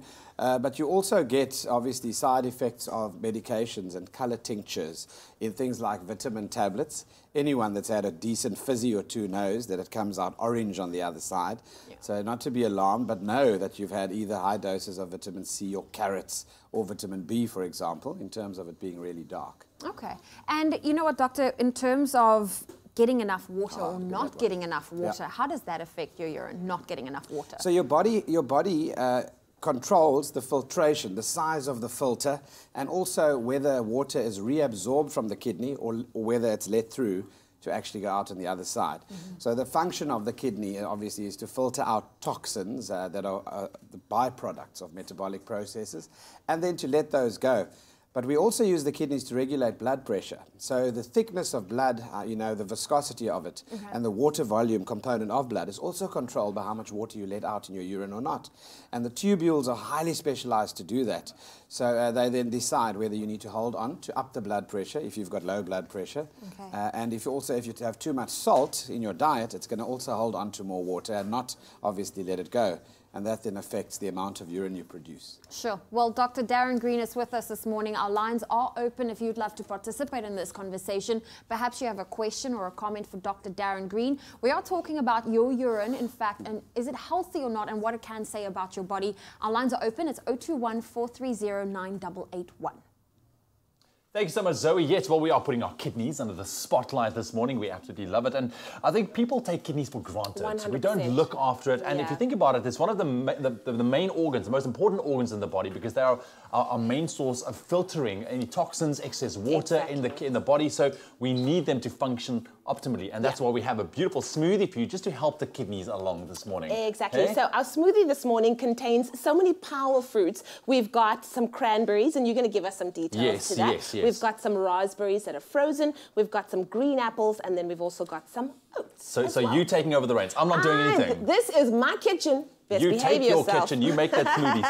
So we're going to start with the cranberries, of course, a superstar fruit for your arteries, your kidneys, digestive tract, and more. And then we have our oats as well, which is higher in potassium than other grains as well. They're particularly a good source of iron and vitamin B6, which have both been found to be important nutrients preventing kidney stones. Yes, sir. Leanne. Yes. Then some apple or raspberry, you can put the raspberry in there as well, contain ellagic acid to neutralize harmful free radicals in the human body, helping the kidneys function properly as well. And of course we have our apple, and it's also said that consuming apples can help protect you from kidney problems as well. Yeah. An apple a day keeps the doctor away. Great so it's a beautiful kind of fruity smoothie, and the fact that you've frozen the berries as well. And of course, nice, icy consistency. nature's medicine, water. Yes, yes, yes. Very important to have water. Fill that up and let's see this come together. You're holding it down. Good, well done. I'm like, you see how calm I am. Yeah, I've taught you well. So just be confident, that's all. I've taught you well. Ah, listen to you. All right, there we have it.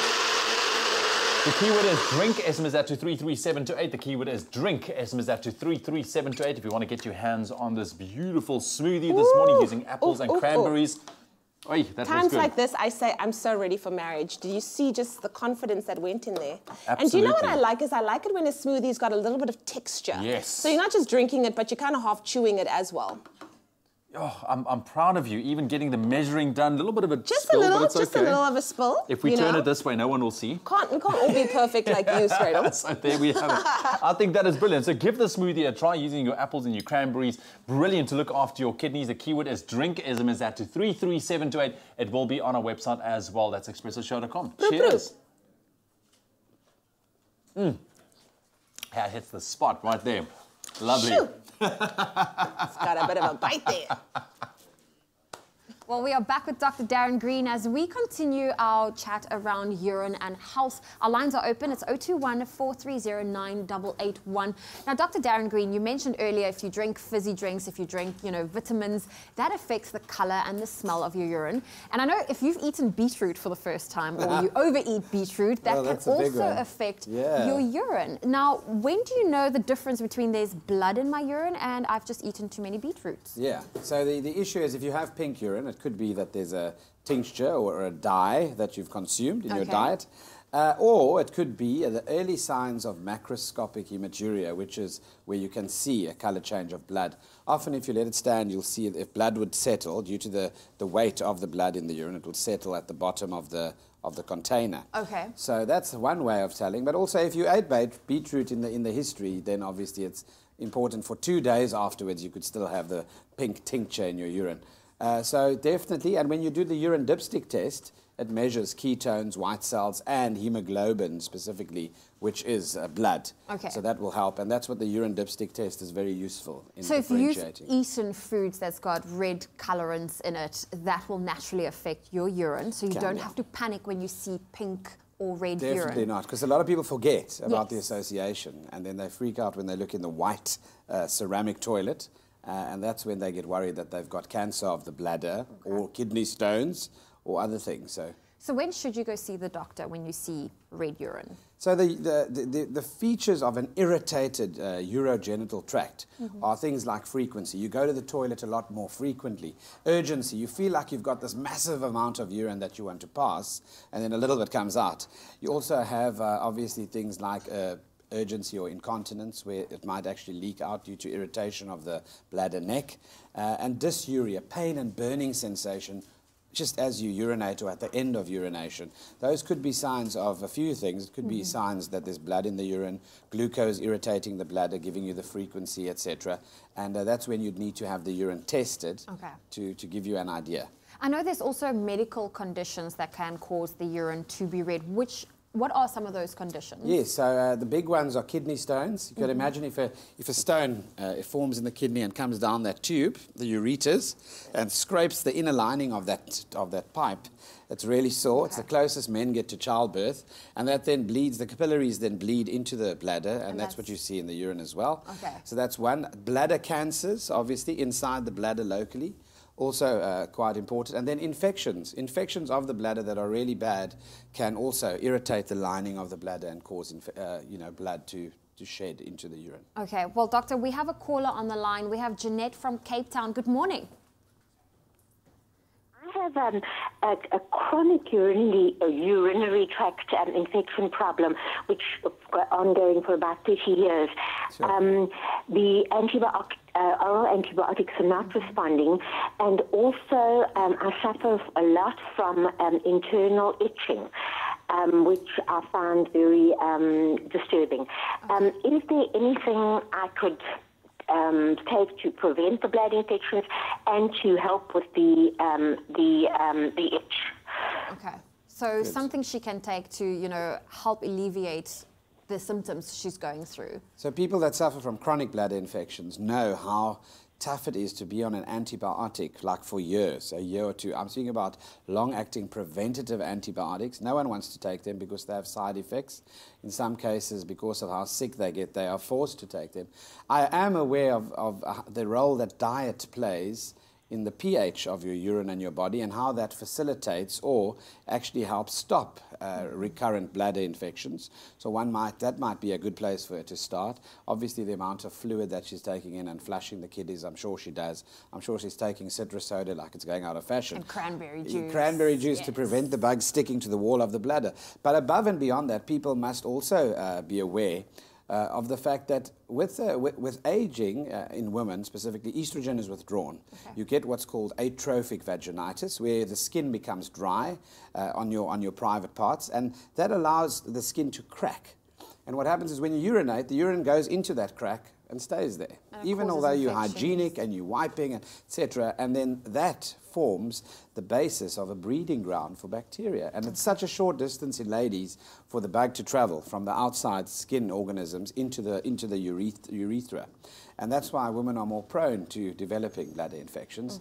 But for her, certainly have a look at the bladder flow studies, have a look at whether the bladder's actually emptying completely, because stasis of urine and not an incomplete voiding of the bladder can also lead to recurrent infections, and so can diabetes. Okay, well, thank you, Dr. Darren Green. He's hanging out with us and our lines are open. Jeanette, thank you for that call and question. I hope it helped. Our lines are 021-430-9881. We'll be back with Dr. Darren Green shortly. Well, still to come on your Feel Good Breakfast Show, we're talking about urine this morning and how, or rather what it says about your health. So if you have a question, please do feel free to give us a call, 021-430-9881.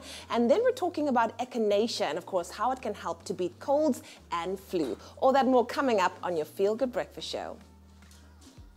Try the new McAfee Low GI sandwiches, cheese and tomato, chicken club, and cheese and tomato chicken roll. Enjoy a moment in between with McAfee.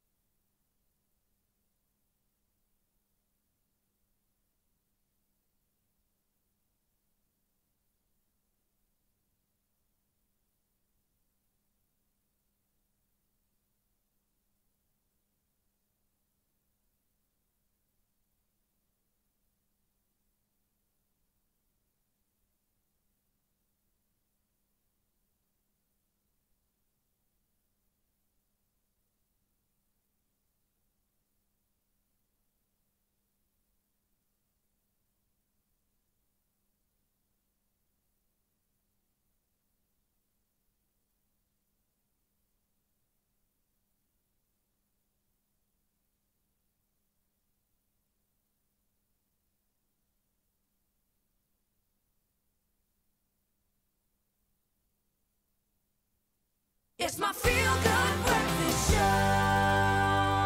Welcome back to your Feel Good Breakfast Show, and we're having a very interesting chat with Dr. Darren Green. We are talking about urine and your health. What does it mean? We love hearing from you. Our lines are open. It's 021-430-9881. Now, Dr. Darren Green, we have a caller on the line. We have Lorraine from Limpopo. Good morning.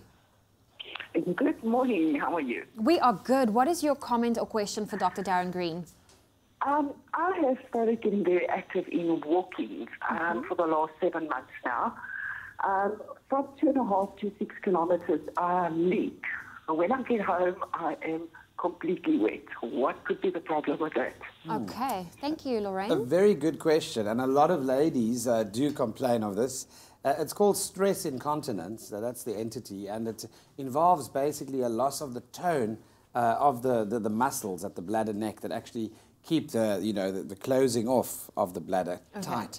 So that would mean that if the bladder sometimes descends, ladies that are older sometimes need what's called a bladder lift because the suspensory ligaments might have been affected and the position of the bladder changes, causing weird angles when you actually are active.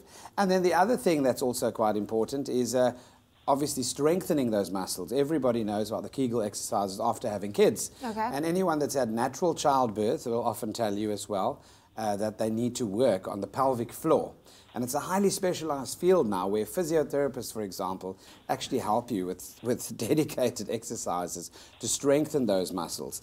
The knipers, as they call them. And those muscles are really, really important. And it is something you can work on over time. It doesn't happen overnight, but certainly worth a try to prevent you, obviously, from the discomfort of going through that. People that jump on trampolines, for example, also, same thing. Or do sports or sneeze. That's a big one that people always complain about. Okay, well, Lorraine, I hope that helped. Thank you so much for your call. Our lines are open. If you've got a comment or question, it's 021-430-9881. Dr. Darren Green, I have to ask you, you hear all these myths where people recommend drinking that first urine in the morning. I can't imagine it because in my mind, the body flushes out what it doesn't need, so why do you want to take it in? Yes, yes. What is your take on that? Unless you're dying in a desert where there's absolutely no water, or in Cape Town 6 months ago, then you might consider that, but certainly it's not something that you'd naturally do. You won't die from it, and but what I'm saying is that obviously if you can move past things like odor and stagnant urine, then then you look at it. But no health benefits to drinking your own urine, definitely not. And then what is it about urine that helps a blue bottle sting? Yeah, so there's urea on it as well, and ammonia sometimes that forms. That often happens. If you think about ammonia, you have ammonia in Handy Andy and things like that. And it's also sometimes just the pH that helps. So that's why a lot of people do that at the beachfront. Okay, well, Doctor, we've spoken now about, your urine being red. Yes. We're going to touch on later, but about what does it mean when your urine is brown? And, of course, we want to touch on the smell. So if you've got a comment or 100%. A question for Dr. Darren Green, our lines are open. We'd love to hear from you. It's 021-430-9881.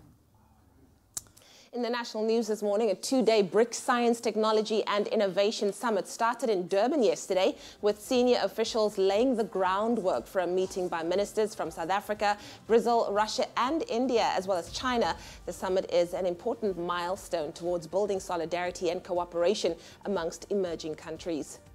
In a bid to generate African solutions to African challenges, researchers on the continent are being offered grants to come up with new drugs to fight malaria, tuberculosis and neglected tropical diseases. Professor Kelly Jabale, founder and director of Africa's first integrated drug discovery and development center at UCT, said the center is partnering with, amongst others, the African Academy of Sciences and the Bill and Melinda Gates Foundation. On the international front, Mauritania and the African Union have marked the centenary of South Africa's former late President Nelson Mandela by naming a street in the capital, Nouakchott, in his honor. President Cyril Ramaphosa, who is attending the African Union Heads of State Summit yesterday, cut a ribbon and unveiled a plaque to mark the official opening of the street. And then finally, Thailand Navy SEALs have found the 12 boys and their assistant coach alive inside a Thai cave complex 9 days after they went missing. The boys, aged between 11 and 16, went missing with their 25-year-old assistant coach on the 23rd of June after they set out to explore the Tam Luang cave complex near the Myanmar border. Well, that was your 7:30 news update. I'll have a full bulletin for you at the top of the hour.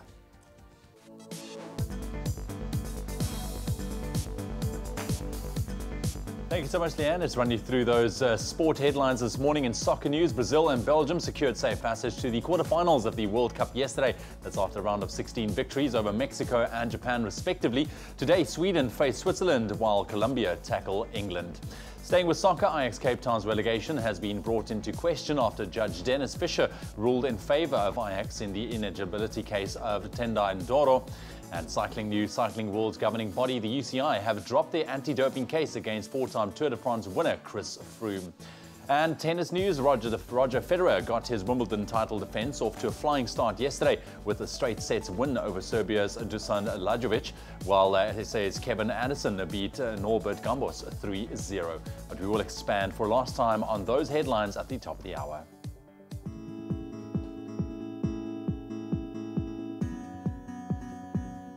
Well, let's take another look at the roads in Gauteng and Fairland. On the N1 northbound, there's slow-moving traffic. That's from 14th Avenue to Rivonia Road. And there's also been some reports that the Gautrain is running 20 minutes late, so allow for some extra travel time this morning. I'll have a final traffic update for you at 8 o'clock.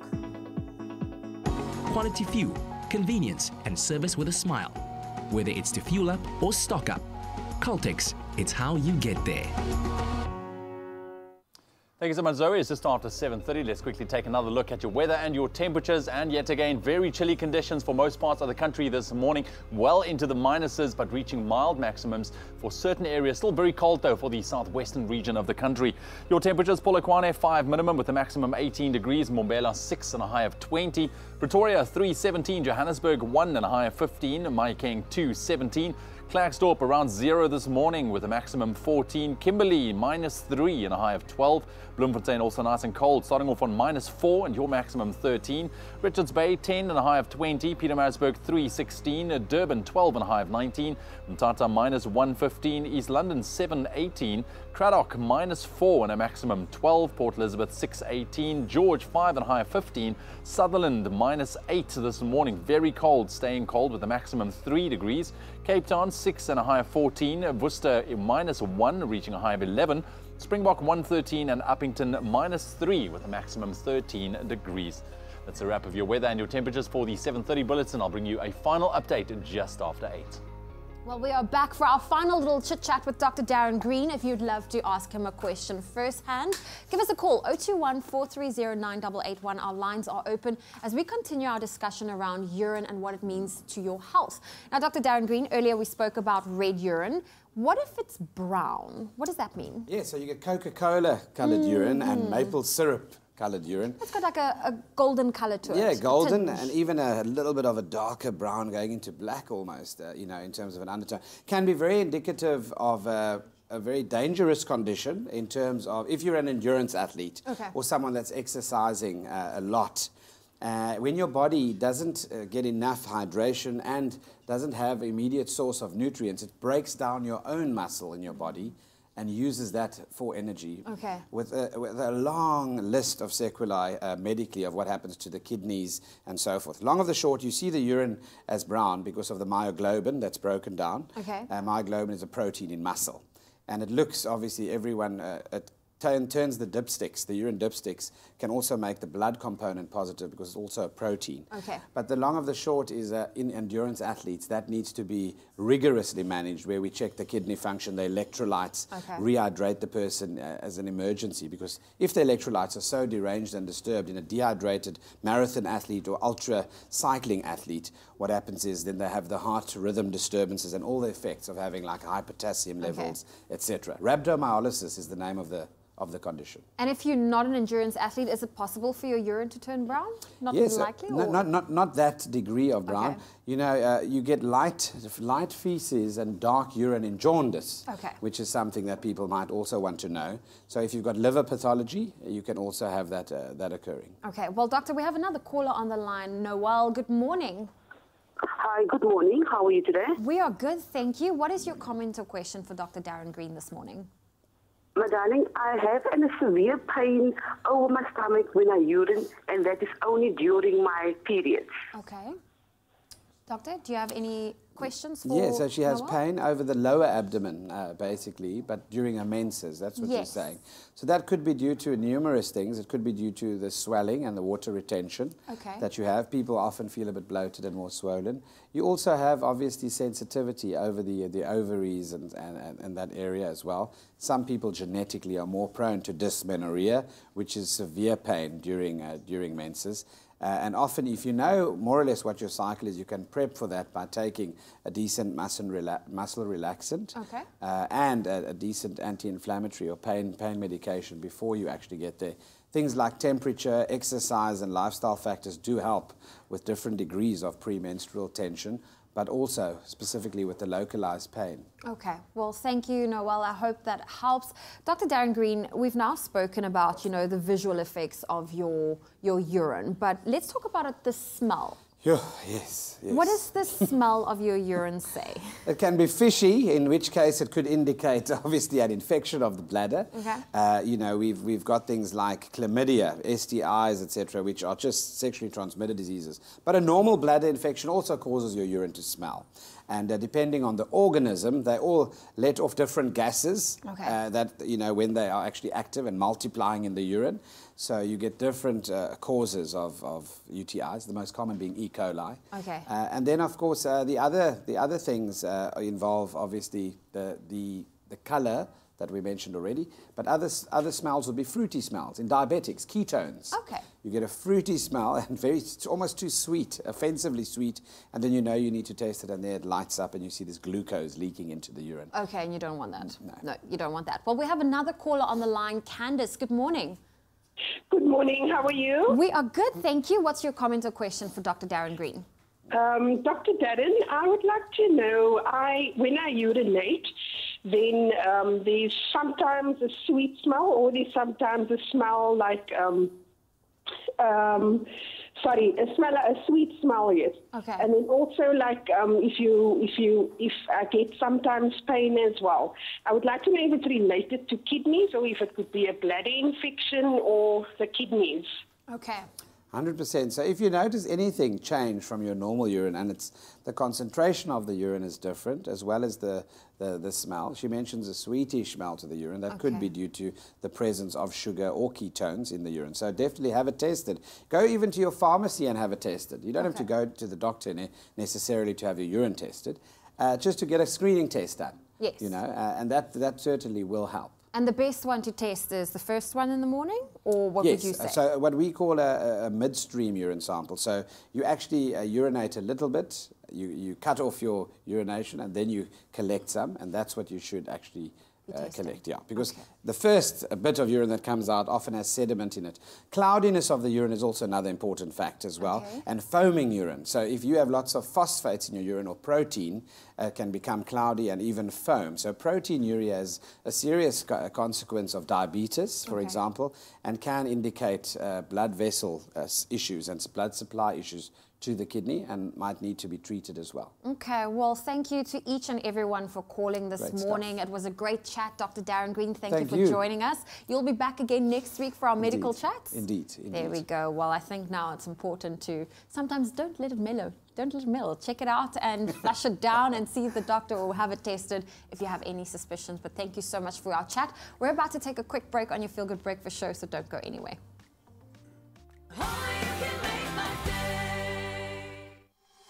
This Saturday evening on Top Billing, Princess Michael of Kent meets some odd siblings. Where in the world will you see an elephant, a rhino and a dog in one family? Bull strongman Pierre Skuman weds Sharissa Rue, while in Italy... Join me, Ayanda Tabete, as I take over Genoa, the people, the spaces, the culture, as well as the food. That's Saturday at 6 on SABC3. The stage is yours.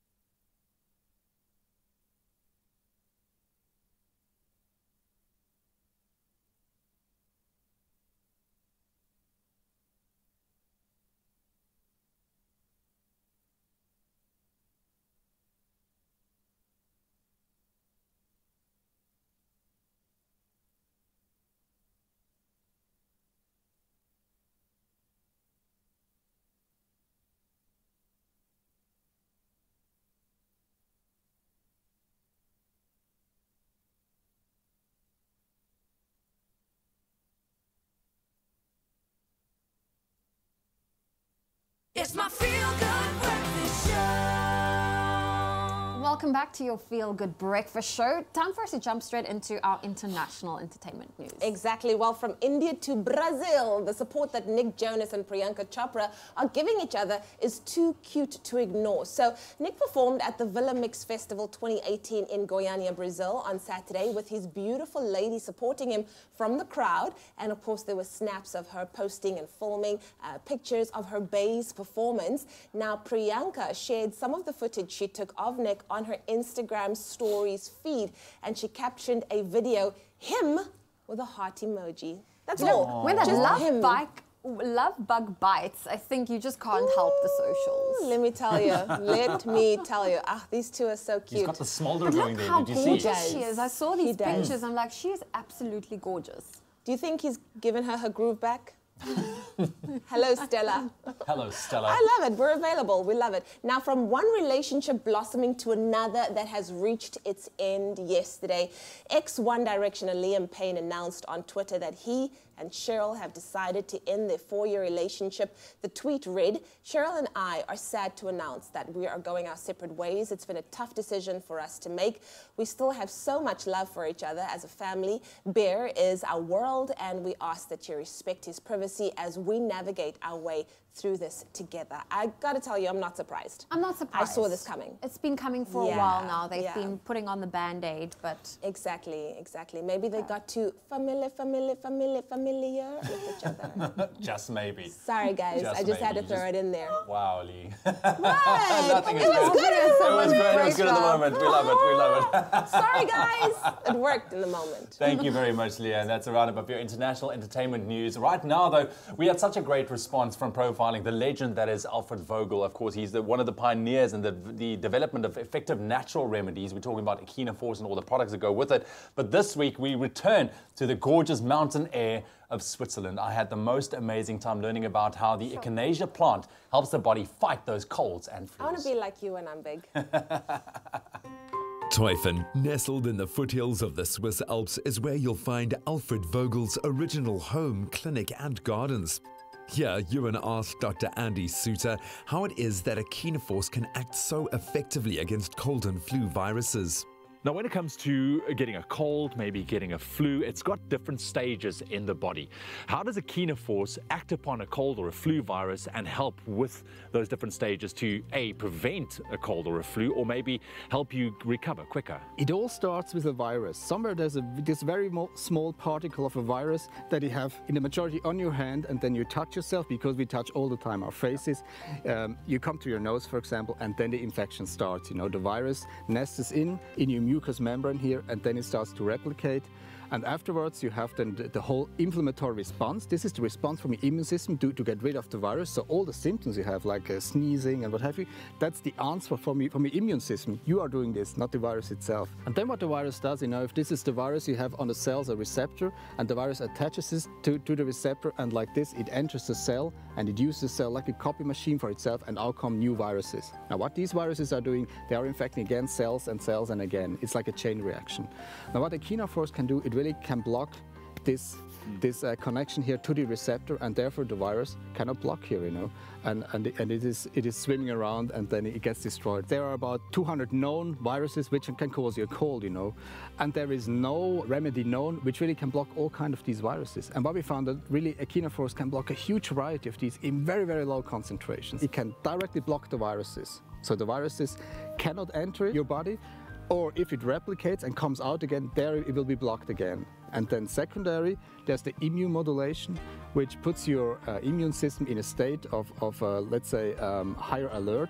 So it's much stronger than in fighting the viruses, and also brings down the inflammations. So you have the symptoms going down, you have smaller durations of colds. And that's exactly what you want to have, because every day that you have a cold longer, your immune system is working, you know, it needs energy there, what have you. And if it's not, your immune system is then active again against other germs coming. Echinoforce can be taken as both treatment when you have a cold or flu and as prevention to stop you getting sick in the first place.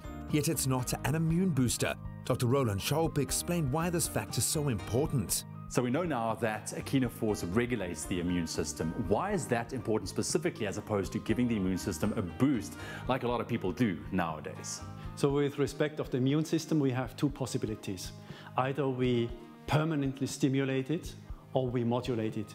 We know that from other products, if you permanently stimulate the immune system, you may have adverse effects that end up in autoimmune diseases or hypersensitivity reactions. So this is very adverse. Echinoforce is not doing this. Echinoforce is modulating the immune response in a way that it supports the immune reaction when it's required. Now, Echinoforce is made in Switzerland, and that goes hand in hand with quality. Would we get the same effects of taking it in South Africa? Do we all suffer from the same viruses? We share exactly the same viruses in South Africa and in Switzerland. People are traveling, people are flying long-haul flights, and they share their viruses worldwide. So there is no difference regarding the bugs that produce the colds and flu. On the other side, we have exactly the same problems, I guess, in South Africa. You have too much stress, your nutrition might be better, and you're certainly not having enough sleep. So in principle, we're facing exactly the same problem. It is also important to know that we have carried out our clinical studies internationally. It's not just that we are testing our products in the Swiss people. We are doing international clinical trials. And this is important to show that Echinoforce is working worldwide in the same way. Can the cold and flu viruses build up resistance to Echinoforce? The viruses are not getting resistant to Echinoforce. Why? Because Echinoforce contains hundreds of different substances. So the virus has a very hard time to escape these substances. It's different if you have only one chemical, then it's more easy for the virus to develop to cope with this substance. So we haven't seen this so far, after 50 years of Echinoforce research and use, that people get resistant and viruses get resistant to Echinoforce.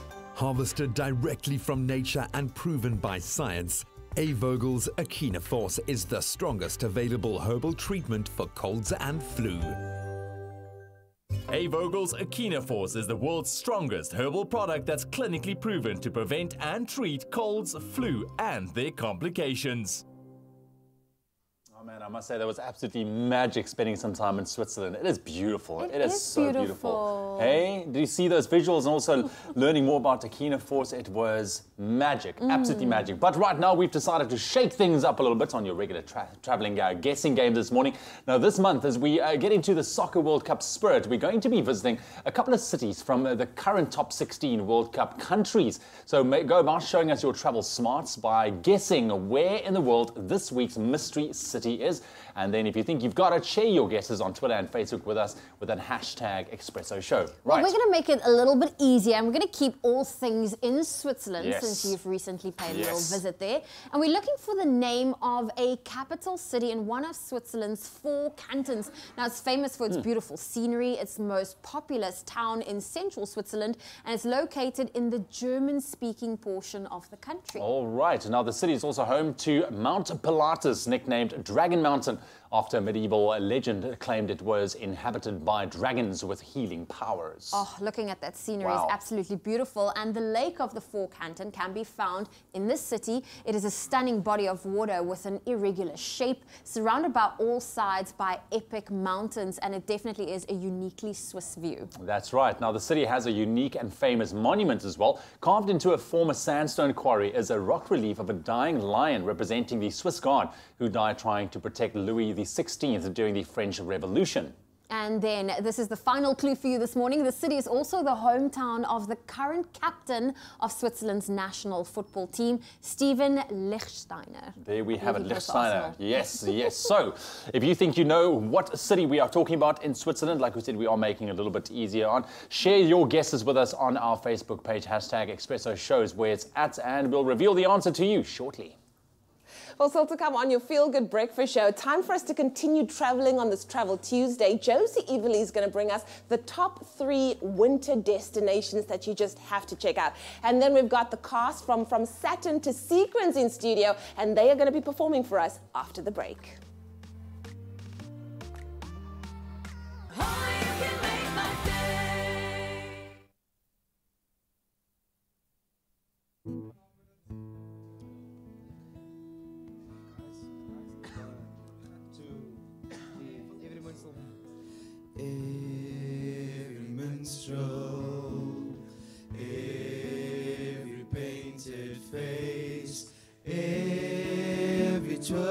of the pattern you see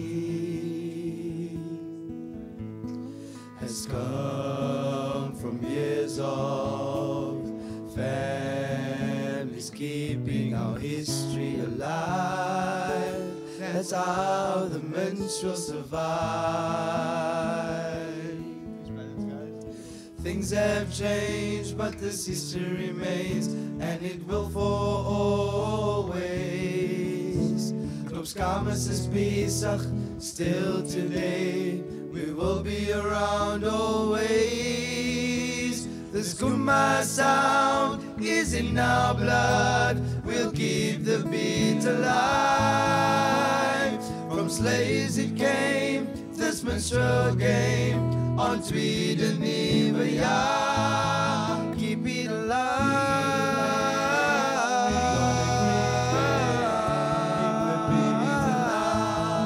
Keep it alive. Keep the beat alive. The skooma sound is in our blood. We'll keep the beat alive. From slaves it came, this minstrel game, on tweed and never young, keep it alive.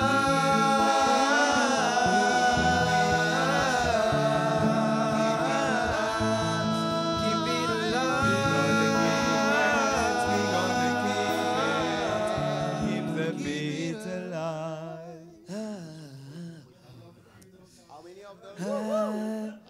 Keep it alive.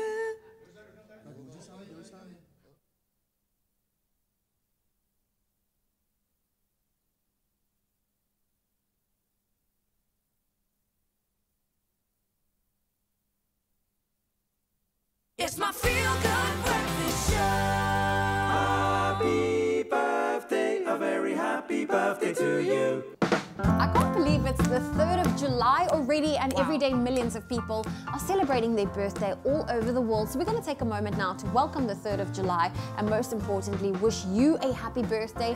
And let's take a look at who else is celebrating their birthday in celeb form. Remember that guy that jumped on Oprah's couch and he said, I'm so in love with her? Tom Cruise celebrates his birthday today. The star had his breakthrough role in the 1983 film Risky Business, and in 1996 he began playing Ethan Hunt in the popular Mission Impossible film series. The 6th film in the franchise Mission Impossible Fallout will hit theaters later this month. Very exciting. And also celebrating her birthday today is actress and model Olivia Munn. Sorry. And she's worked in television and film, starring in Magic Mike, X-Men, Apocalypse, and of course the Lego Ninjago movie. There we go. And we would also like to say a very happy birthday to Jenna, who turns 6 years old today. Happy birthday, Jenna. And also to Tristan, who turns 5. And we've also got Alric Lakay, who turns 20 years old. And of course, last but not least, a very happy birthday to 2-year-old Sherwin Boysons. How noonies? That's adorable. Well, to each and every one of you celebrating your birthday today, happy birthday. And that was our bite-sized dose of birthdays. Remember, you can share your birthday with us on social media, or if you'd love to wish a loved one, you can tweet us at Expresso Show. Well, happy birthday from my side as well. Hope you have a fantastic day. Right now, though, back in studio, we have the energetic cast of Satin to Sequins joining us for another epic performance. Now, don't miss their performances. They are on every night from now on, 8:15 at the Baxter Concert Hall. That'll run up until the 14th of July. So book your tickets now for a bit of a trip down memory lane. It'll only set you back between 100 and 150 Rand for those tickets. But before anything else, here they are right now performing Every Minstrel.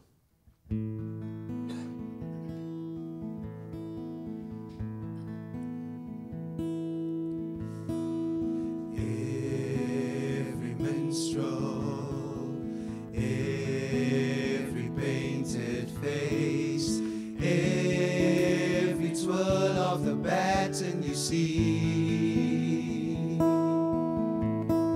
has come from years of families keeping our history alive. That's how the minstrel survived. Things have changed, but this history remains, and it will for always. Hope scammers is besig, still today. We will be around always. The skooma sound is in our blood. We'll keep the beat alive. From slaves it came, this minstrel game on Tweed and Nivea. Keep it alive. We're gonna keep it. Keep the beat alive. We're gonna keep it. We're gonna keep it. Keep the beat alive. The skooma sound is in our blood. We'll keep the beat alive. From slaves it came, this minstrel game on Tweed and Nivea. Keep it alive. We're gonna keep it. We're gonna keep it. Keep the beat alive. We're gonna keep it. We're gonna keep it. Keep the beat alive. We're gonna keep it. We're gonna keep it. Keep the beat alive. We're gonna keep it. We're gonna keep it. Keep the minstrels alive.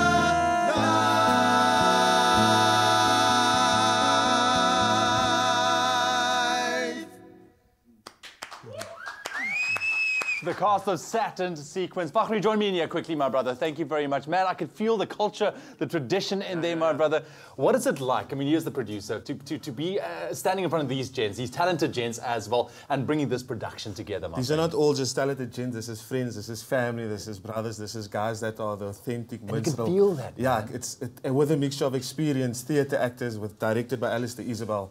Oddball Concepts, the producing company, came a long way from keeping it for the people at the Josephstone in the heart of Athlone, and now the goal has been achieved to be playing at the Baxter. So it's just a wonderful story. Yeah. I think in the past, Tweed and Nivea, the Cape Town Street Parade, the Woodstock Darlings, the troupe that lives in here, opened the carnival.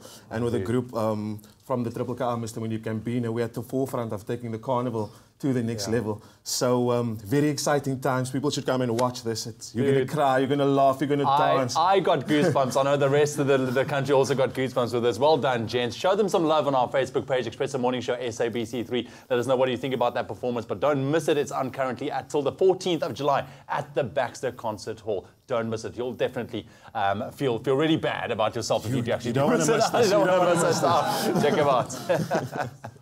In the national news this morning, a two-day BRICS Science, Technology and Innovation Summit started in Durban yesterday, with senior officials laying the groundwork for a meeting by ministers from South Africa, Brazil, Russia, India and China. The ministers' meeting will start today. The summit is expected to look at new scientific and technological innovations and solutions for problems facing the world. The Deputy Director General of South Africa's Department of Science and Technology, Dan de Tooy, says the conference is an important milestone towards building solidarity and cooperation amongst emerging countries. In a bid to generate African solutions to African challenges, researchers on the continent are being offered grants to come up with new drugs to fight malaria, tuberculosis and neglected tropical diseases.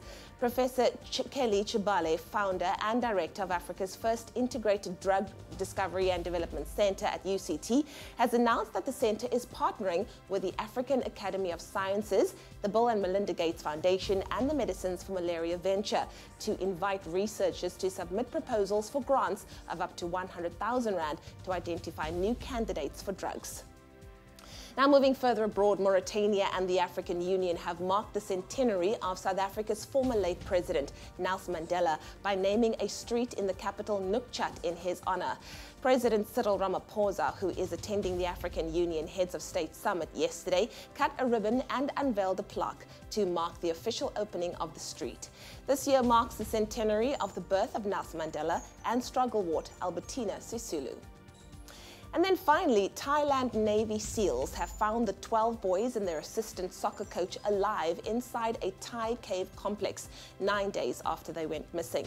The boys, aged between 11 and 16, went missing with their 25-year-old coach on the 23rd of June after they set out to explore the Tamluang Cave complex near the Myanmar border. A massive international rescue effort has been underway since to locate them in the cave network that stretches some 10 kilometers into a mountain. Well, that was your 8 o'clock news update. Here's a final look at what's happening in the world of sport with Urine.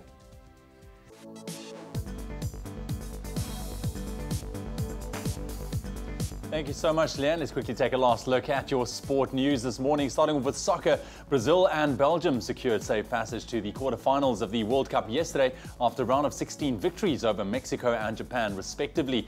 Up first at the Samara Arena, five-time champions Brazil saw out a 2-0 win over Mexico thanks to goals from Neymar and Firmino, while in the later match, Belgium came back from 2 goals down to beat Japan 3-2. In action today, Sweden face Switzerland at 4 o'clock this afternoon, while England and Colombia finish off the round of 16 at 8 o'clock. Then sticking with soccer news, Ajax Cape Town's relegation has been brought into question after Judge Dennis Fisher ruled in favour of Ajax in the ineligibility case of Tendai Ndoro. Now, after being found guilty of fielding the ineligible Ndoro, Ajax were docked 9 points at the end of the season, which saw them directly relegated to the National First Division with Highlands Park promoted. The PSL has acknowledged the new ruling and will take some time before deciding on a course of action. Then in your cycling news this morning, cycling's world governing body, the UCI, have dropped their anti-doping case against 4-time Tour de France winner Chris Froome. The Kenyan-born cyclist had been under investigation after more than the allowed level of the legal asthma drug salbutamol was found in his urine at the Vuelta a España last year. With the case dropped, Froome can now focus on his 5th Tour de France title chase, which will take place from the 7th to the 29th of July. And ending off with tennis news, Roger Federer got his Wimbledon title defense off to a flying start yesterday with a straight sets win over Serbia's Dusan Lajovic. Gunning for his 9th title at SW19, Federer only spent an hour and 19 minutes on centre court as he claimed a 6-1, 6-3, 6-4 round 1 victory. Also in action yesterday, South Africa's #1 Kevin Anderson moved into round 2 after a 3-love win over Norbert Gombos. That's where we leave your sport on your Tuesday morning.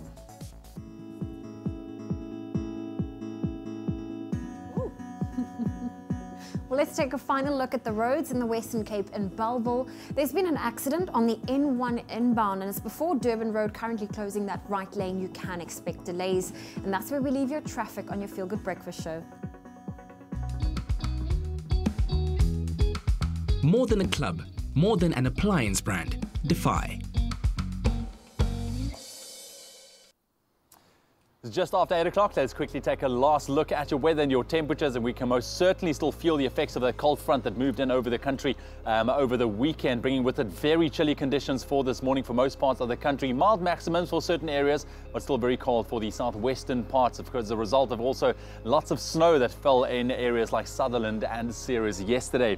Your temperatures: Polokwane 5 minimum with a maximum of only 18 degrees, Mandela 6:20, Pretoria 3:17, Johannesburg 1:15, Mahikeng 2:17, Klerksdorp starting off on around 0, reaching a high of 14, Kimberley -3 with a maximum 12, Bloemfontein -4 this morning, staying cool with a maximum 13, Richards Bay 10:20, Pietermaritzburg 3:16, Durban 12 and a high of 19, Mthatha -1 reaching a high of 15, East London 7 and a high of 18 degrees, Cradock -4 reaching a high of 12, Port Elizabeth 6:18, George on 5 minimum reaching a high of 15, Sutherland -8 staying cold with a maximum of only 3 degrees, Cape Town 6:14, Worcester -1:11, Springbok 1:13, and Uppington on -3 this morning reaching a high of 13 degrees. And that's where we leave your weather and your temperatures for your Tuesday morning. Well, it's time for us to head to the socials. Look at these gorgeous images of our mystery city this morning. We played our game this morning. We gave you some clues, one of which is that the city is hometown to the current captain of Switzerland's national football team, Stefan Lichtsteiner.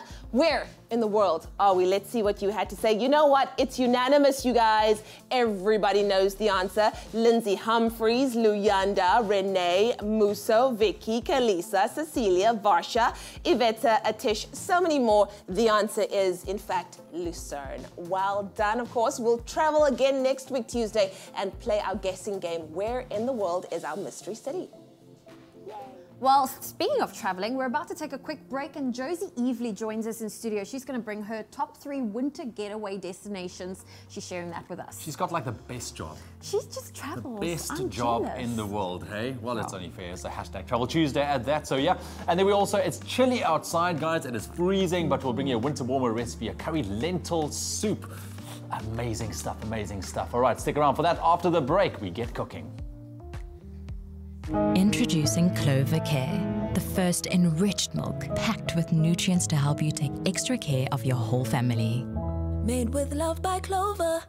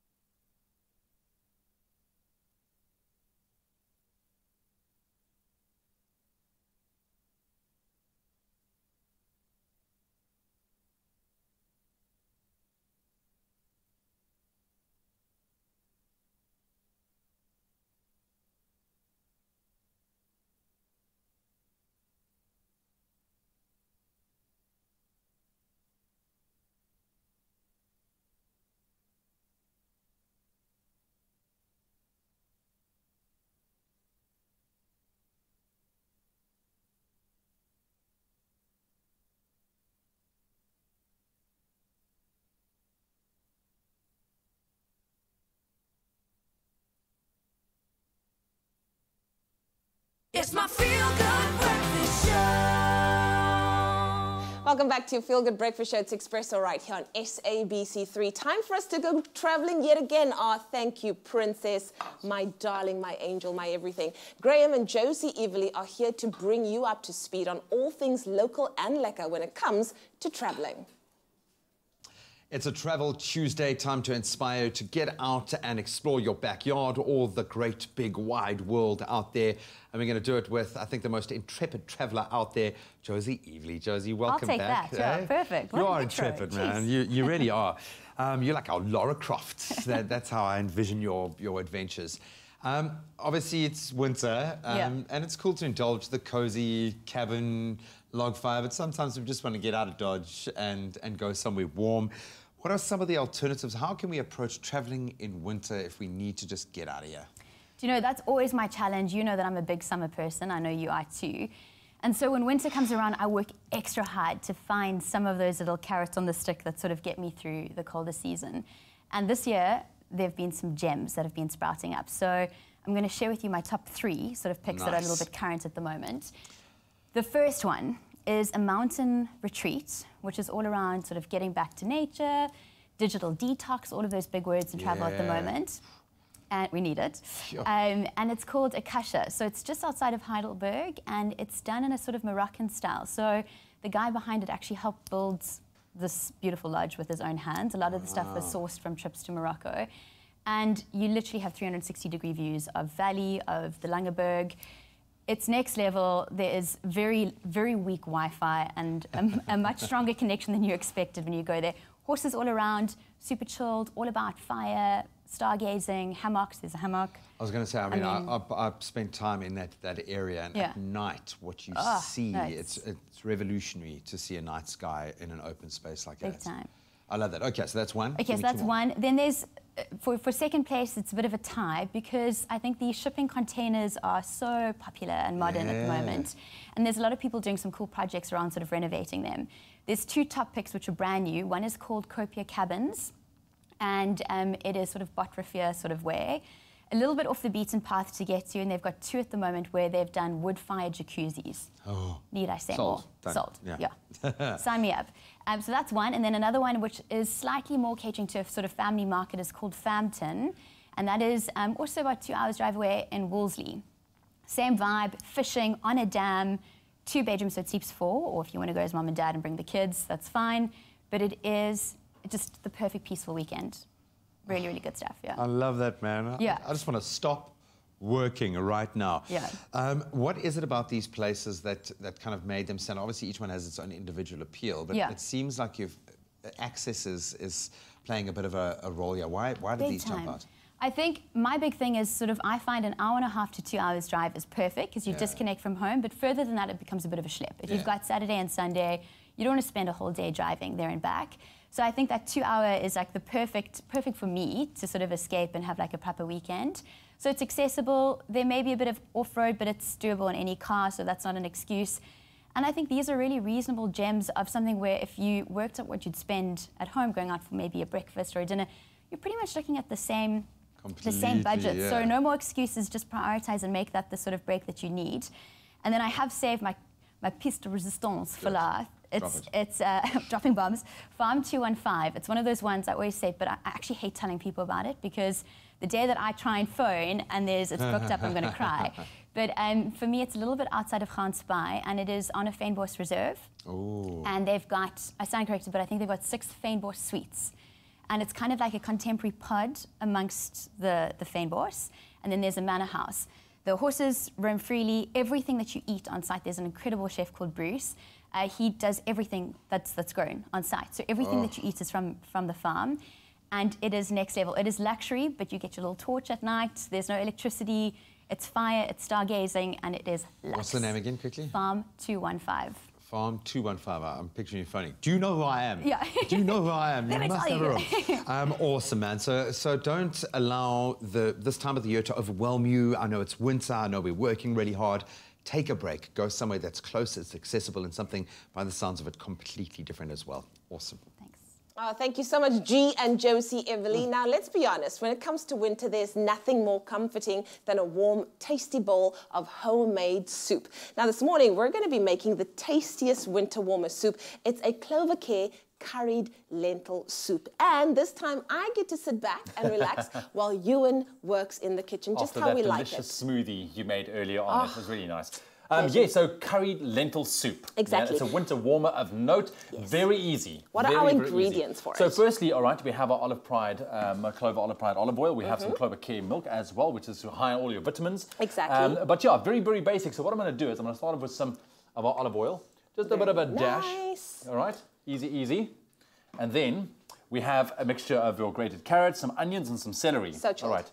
Or otherwise known as your mirepoix. Oh, mirepoix. I was going to say soup mix. Well, yeah, that's pretty much it. Mirepoix. So we're going to go. Is that French? It's yeah. Okay. Mirepoix. It's basically just a word saying that this is kind of the base of your soup. Oh, fantastic. This is what you're going to go with. So we're going to fry that down for a little bit. Very easy. And then we have our spices. You mean saute? Saute. What did I say? Fry? Fry that down. Saute. Okay. You must keep up with the French there, hey? Saute.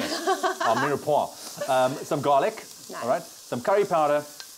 And some other spice as well. Fantastic. All right. As you saute. I'm sauteing this other spice, I'm telling you. Okay. It's smelling amazing right now. We just want to have some salt and pepper. It's like, why is everyone laughing? What's going on? Because you're funny.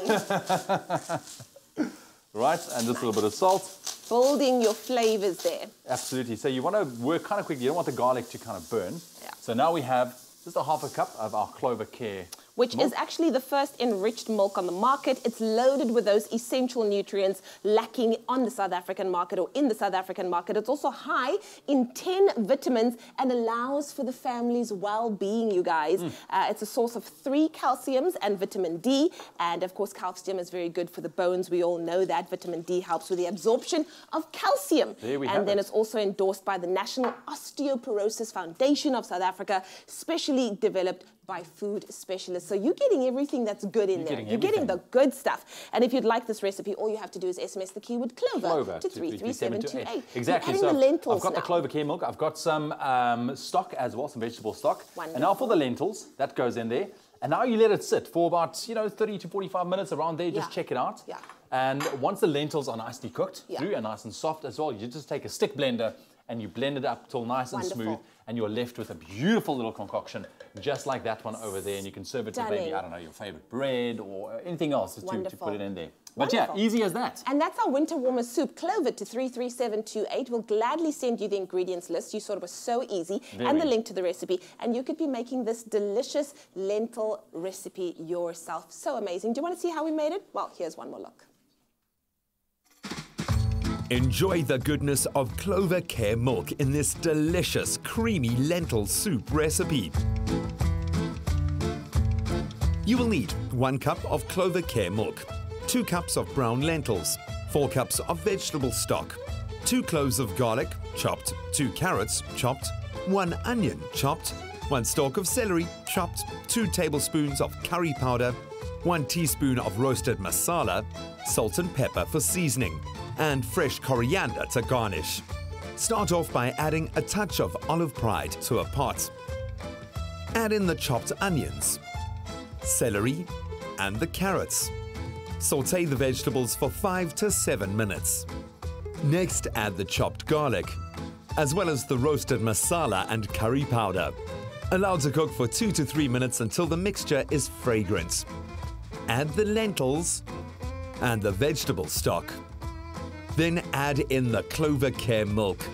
Reduce the heat and cook the soup mixture for 35 to 40 minutes until the lentils are tender. Once cooked, blend the soup mixture with a blender until smooth. Season with salt and pepper to your taste. Ladle the soup into serving bowls and top off with fresh coriander and seasoning. Now that's a scrumptious winter warmer soup, and it's suitable for vegetarians too. Made with love by Clover. Made with love, indeed. So delicious and it's so hearty. flavorful. Can you smell that? All the I different love spices, soups. yeah. But especially homemade soups. Homemade soups are the best, and it's very easy. I mean, normally you would think like, how do I go about it? But it really is easy. If you follow the steps, you're going to be left with a champion soup afterwards. Wonderful. Introducing Clover Care, the first enriched milk packed with nutrients to help you take extra care of your whole family. Made with love by Clover.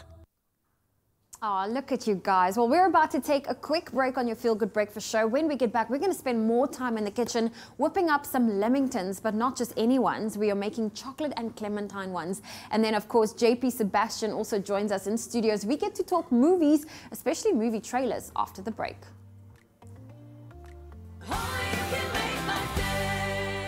This Thursday, Presenter Search on 3's Top 10 get the challenge of presenting a travel feature at a leading resort on the Vaal River. You stand the chance of winning a 2-night family getaway at this exciting destination. The prize includes breakfast and dinner vouchers, a game drive and entrance to their water park.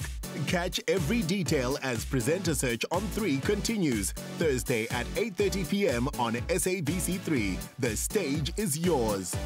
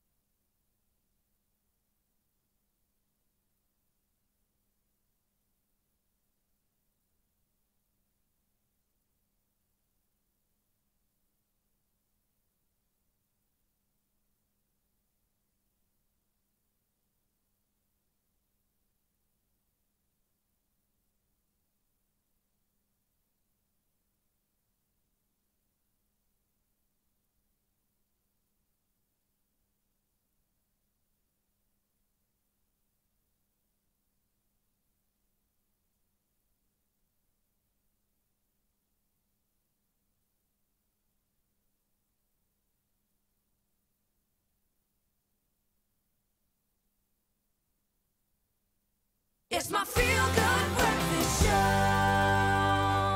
Welcome back to your Feel Good Breakfast Show. It's Expresso right here on SABC3. Time for us to catch up with the one, the only, JP Sebastian, a.k.a. the Movie Corp. How are you, darling? Put so much pressure on me. I was just about to ask you, how do people on TV sit? I went through 5 iterations of this while you were talking. You know, just be natural. Okay. What does your natural look like?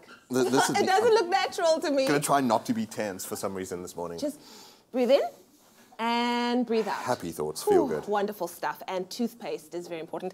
All right, and I love you, Japes. Let's talk about movie trailers. The latest movie trailers that's going to keep us on the edge of our seats. Yes, and I've selected some here, none of which have South African dates as of yet. Really? I mean, in time you might find out that someone picks them up and they'll find South African audiences might be interested, but Regina Hall is going to be in one that looks beautiful by the looks of things. Support the girls. There you go, if you could even find the text in I there. know. I was just like, what is the name of this movie? This is the adulation that people are heaping on it. They're saying that Regina Hall is... Because obviously it's been screened at festivals before. It's not necessarily out on the big screen in the States even yet, but some critics have seen it and they said that she is brilliant. Really? It's really humanizing kind of character that she has. And in the story, as you can see, she is a manageress of what one of the actresses referred to as a breastaurant.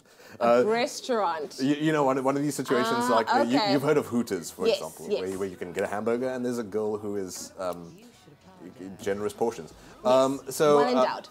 Yes, and so she plays this manageress, and she's got this weird job then of straddling this line between trying to actually like keep a restaurant that's, you know, families come to visit it and all this kind of stuff, and trying to take care of girls who sometimes are treated as if they're exotic dancers. Exactly. Which is not a way you should treat any exotic dancer. Yeah. Anyway, that's another argument for another day. But so she's trying to keep some sort of never know this word. Normality. Yeah. I'm a dumb person, I'm sorry. No, you're and but at the same time, like very maternal about these young ladies. Suppose, like, you know, maybe we don't know too much about it just yet, but like Coyote Ugly kind of thing. But just look at the choice of colors, the art in it. It looks really beautiful to look at. Very cool. And I have no doubt that she's going to The last one was Girls Trip that she was in. Absolutely, hey? yes. So, but I think excited. a lot of people know her from Scary Movie too. She's really funny. But this is going to be more human, not drama. Obviously, there are light moments too. Yeah.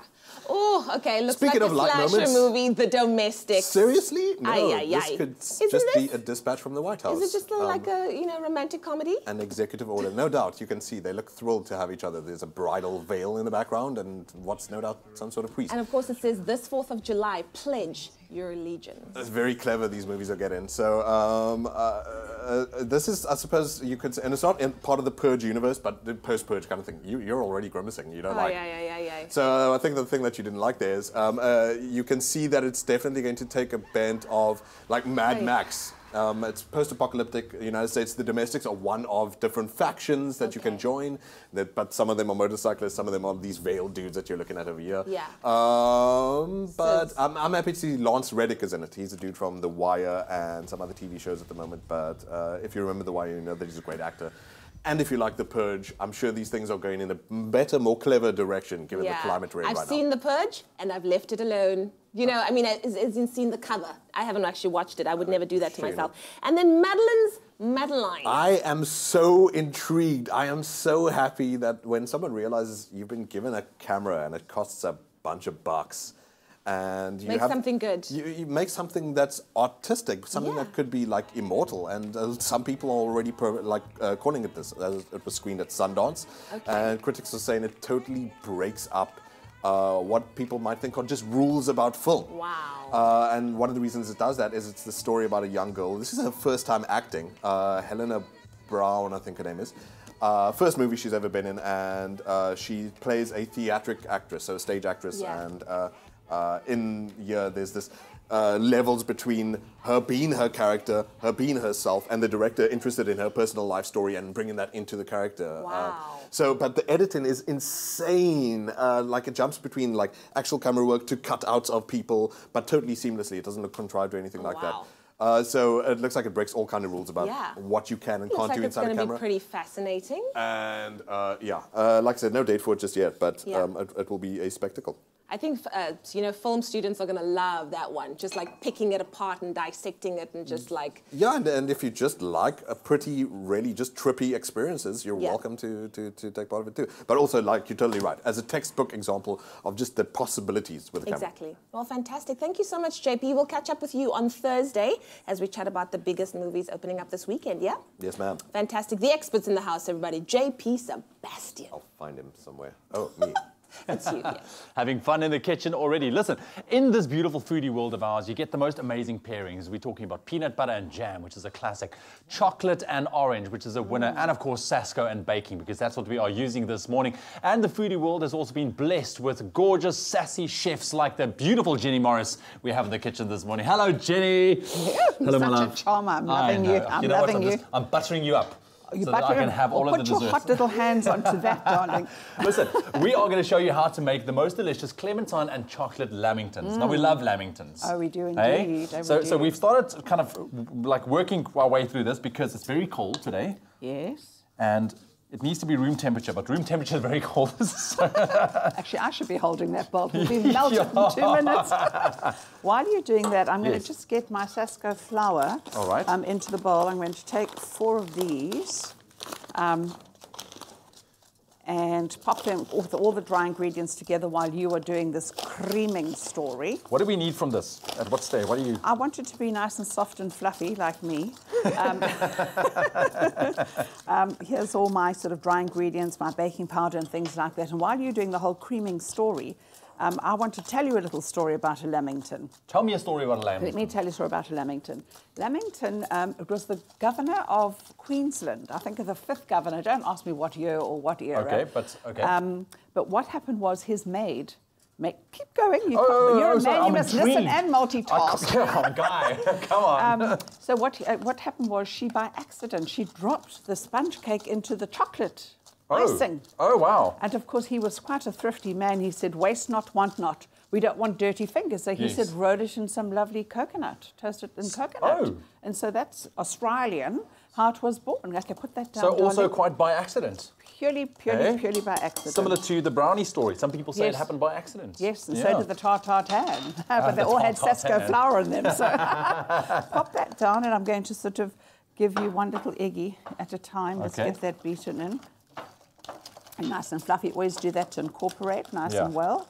And then we're going to get that in. What I'm going to do is just actually, you could go wet into there. I'm going to just put the zest into here. And then, oh gosh, this smells like heaven.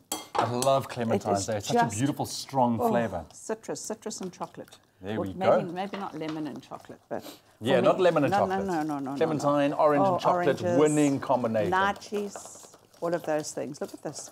It's incredible. Oh, and you can just smell that, from a mile away. I'll never forget at school, when you're at school and you're like the only one sitting in class and you're opening an archie or a clementine. I love it. The entire class would smell it and you would know that's how strong it is, but it's beautiful. Oh, when you cheat in class, that's my absolute best. Exactly. Okay, so now we're going to just add into... Okay, look, I've done as much as I could. I hope that's fine. Anything you do for me, darling, is good enough. This is why I love Jenny, I can do no wrong. None of my sons can do any wrong. I'm one of those kind of mothers. So we get that incorporated nice and slowly. All right. All right. And you can see there we go. It's getting nice and firm right now. The keyword is Sasco. SMS at 233728. That's Sasco. 233728. And I just made a mess. Oh, it's fun. You Sascoed. Now, Okay, come on, let's do this thing. I'll dust you off later, darling. You see, Sasco has many, many uses. Wow. Okay. I'm going to give you some of that just to moisten it down. This beautiful, beautiful. And that's going to add so much beautiful flavour. Yes. And a little drop of milk. Oh, my goodness. I feel like such a mess today. Darling, you're my mess. I can do no wrong with Jenny Morris. I can do no wrong. Did I mess on you or did you mess yourself? Well, I don't know now. I'm confused. I can't remember. I'll dust you down, don't worry. But listen, the keyword is Sasco. SMS that to 33728. We're going to finish this guy off, but if you've missed any of the steps that we took in creating our lamingtons up until this point, lamingtons, here's a quick look at those steps once again. Jenny Morris. The taste of chocolate and orange takes flavor pairing to the next level with the Sasco Clementine and Chocolate Lamingtons. Combine flour, baking powder, and salt together in a large mixing bowl. In a separate bowl, cream butter and sugar together until pale and fluffy. Add eggs one at a time and beat into the mixture, ensuring the first egg is well combined into the mixture before adding the second egg. Add vanilla, as well as clementine zest and juice. Blend to combine, then add flour and mix through until well combined. Add milk and mix again before pouring into a prepared baking tin. Bake at 180 degrees Celsius for 35 to 40 minutes or until a cake tester comes out clean after testing the cake. Allow the cake to cool slightly before removing and cutting into squares. Prepare the cocoa coating by combining icing sugar, cocoa, melted butter and milk, ensuring the ingredients are well combined. Dip the squares into the cocoa mixture, turning over to coat all the sides before rolling in the toasted coconuts. Allow to rest for 15 minutes before serving. For best results, allow them to sit for an hour if you can wait that long. Hey, and we're still standing in the kitchen. That keyword is Sasco. SMS that to 33728 for your clementine and chocolate lamingtons this morning. So Jenny, so we've got the sponge ready. You obviously just put that in a kind of baking tray into the oven. You bake it, and when it comes out, you're going to do this. Right. Okay, and by the way, that governor's name was Lord Lamington. Lord Lamington. Yes, that's how we got the name. And these are best eaten an hour after they've been dipped. Now, I am petrified to even stick one in your mouth. I've messed you up already. It's all good, Jenny. I have to taste one, by the way, at least. You are going to The keyword is Sasco. SMS that to 33728. That's Sasco to 33728 if you want to get your hands on the recipe. This is definitely a nice little winter warmer sweet treat as well. Jenny, thank you very, very much. That keyword, once again, Sasco to 33728. Try it out. Check it out on our website as well. That's expressoshow.com. Thank you, Jenny. Okay, let Mama feed you. Yeah. I'm not going to... Sasco, baking together since 1930.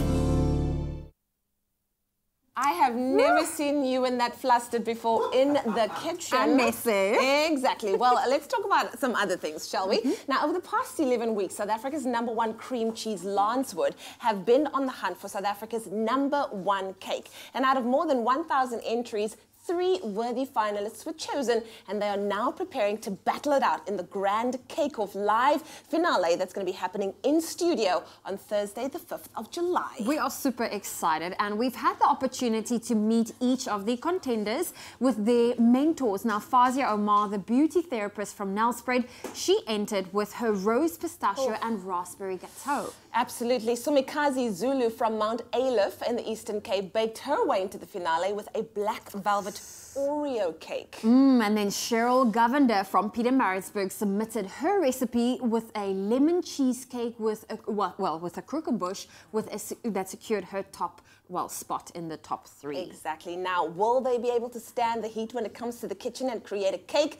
that wows the judges above the rest? If you think you know, and of course want to put yourself in line to win too, why not visit our Expresso Facebook page and comment on who you think will take the title? And by commenting, you could stand a chance of winning this top-of-the-range KitchenAid artisan mixer. The competition closes tomorrow, the 4th of July, Independence Day at 12 o'clock. Remember that T's and C's apply. Good luck. With a trip to New York City worth 150,000 Rand as first prize, Lancewood SA's #1 cream cheese is so close to crowning the nation's #1 cake. Recipes have been posted from every kitchen in the land. And come July 5th, celebrity judges Zola Nene, Jay Something and Lorna Masaku will host the 3 finalists in a live cake-off on SABC3's Expresso Morning Show to decide who will bake it all the way to the Big Apple.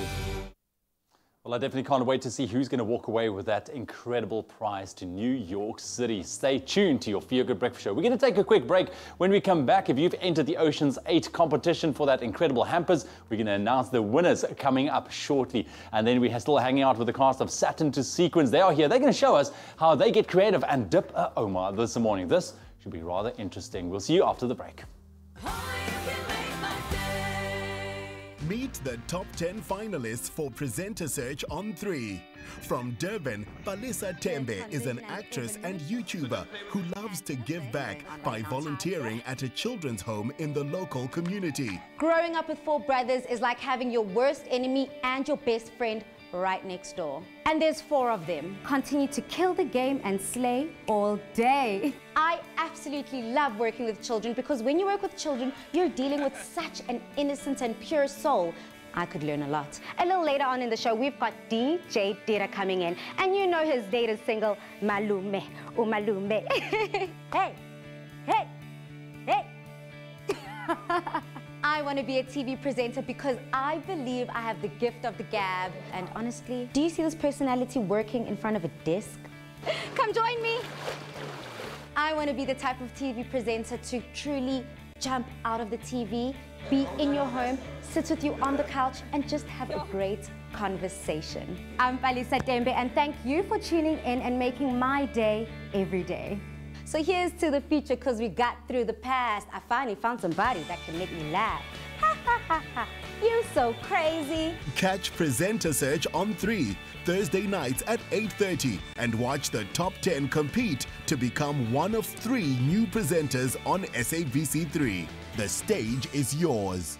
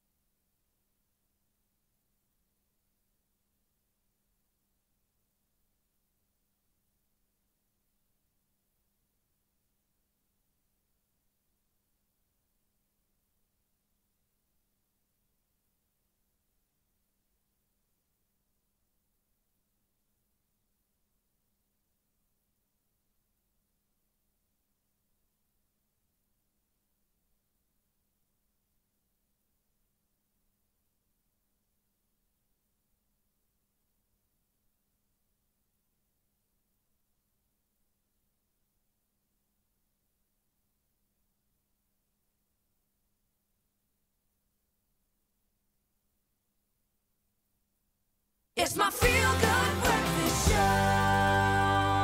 You're back with your feel-good breakfast show. It's Expresso right here on SABC3. JP's back because he loves it here. Time for us to talk movies here. What is wrong with you? There's coffee for you. Oh my goodness. No All right. coffee. Shall we talk about movies once again? Are we still chatting trailers? Yes, we are. Just because like some weeks a glut of these things come out, and some of them are especially like sometimes more exciting than others. A little kids movie. And that lady, Kate Blanchett, who is invisible, invincible rather. The House? with a clock in its walls. Okay. Took you a while, but you got there. The font is very small in some places. And it's an unnecessarily long movie name as well. But hey, you could mistake it for Doctor Strange looking at this, right? This is true. Jack Black is, he's a warlock in this, which he describes in the movie as a boy witch. This young kid, he loses his parents recently and has to go live with his weird uncle Jack Black in this house that has all some sorts of fantastic and magical things going on about it. Kate Blanchett is the next door neighbor who is a sorceress in her own right. But I think what you learn from this trailer immediately is that while it definitely is a kid's movie, it's directed by a guy named Eli Roth. And Eli Roth did a movie called Cabin Fever and a bunch of other horrors that are just especially gruesome. Our cameraman, the face, if you can see the face that he's pulling right now, just like fall to the floor when I mentioned Eli Roth. No, because he's a gross director. Yeah. And he's so grody and rough around the edges. But at least in this one, he looks like he's trying something totally different and might just bring that horror edge but to a kid's movie as well. I'm so happy that Kate Blanchett is just doing what she does best. Like, she's front and center. Ocean's 8, not happy about the fact that she was in there. You just didn't see her Kate Blanchettness. She feels underused, but that's because 100%. Ocean's 8 is a quick-fire movie, and it's really hard to put a actor who you want to hear speak for years in very short spaces like that. Yeah, she should have just given it to somebody else, and like we like to see her like this. Beautiful Boy is up next. Oh, you shouldn't have. Why is the it so movie. like because faded? it's dramatic. Oh, is it? No, I'm not making fun of it. Of course, everyone loves right now Timothée Chalamet, who is Oscar-nominated for Call Me By Your Name. And he's beloved right now. I know Jennifer Lawrence has threatened to date him against his will even. Steve Carell is in this too, and he's also one of these actors who you're just talking about Kate Blanchett being able to do whatever she likes. Steve Carell we know as a funny dude and who obviously grew in Despicable Me, but can do anything he likes, whether it was Foxcatcher or Little Miss Sunshine, and now he takes on this dramatic role as a father to a son who is struggling with drug addiction. And it's based on a book that the father and son wrote in real life about the years of dealing with relapse and falling back in and recovering and relapse and falling back in and recovering. So, it looks like a super tearjerker, that one. Well, fantastic. And then, of course, Nicolas Cage is back. It's He's hard back, to say that name because it's a high-energy man. I so know.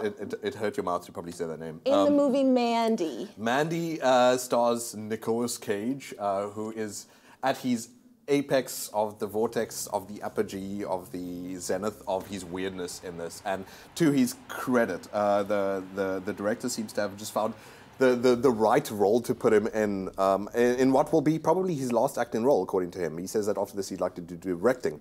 Mandy is a story about a dude whose girlfriend gets kidnapped by a religious cult. In a very mysterious forest with obviously demon bikers, which I suppose isn't too far from his movie Drive Angry. But it looks amazing, doesn't it? Look at these colors, the design is just otherworldly. You're not too convinced by the looks of it. What is this fascination with demon bikers? Because didn't he play that guy that spontaneously combusts? Not Drive Angry. No, it was Drive Angry, and also there was. And in the last one, there was also bikers that were just trying to kill people. It don't matter. What's up with the bikers, man? Y'all need a holiday. It's a cry for help, clearly, and Nicolas Cage this is his last effort at it.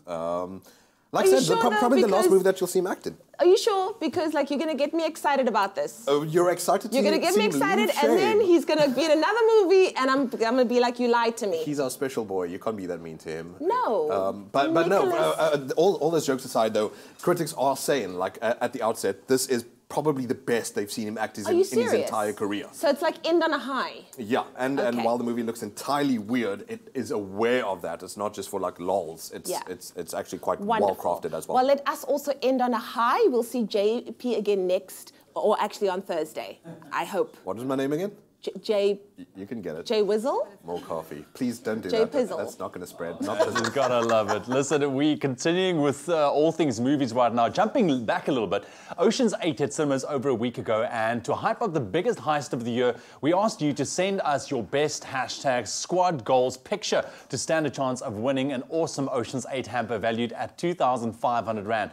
Now, we finally reached a final decision, and let me tell you, it wasn't easy. It really wasn't. All of the entries were #fierce, #lit, and the ultimate #squad goals. It was a tough job, but in the end, we managed to narrow it down to these viewers who are #winning this morning. So congratulations in advance. Firstly, our first winner, Reginald Taido. Yes, and can I just say, like, this squad is looking fabulous and on fleek. Okay, winner 2, we have Lek Khalake Jeffrey Mokaba and his family. Now this awesome foursome is just about the cutest squad we've ever seen.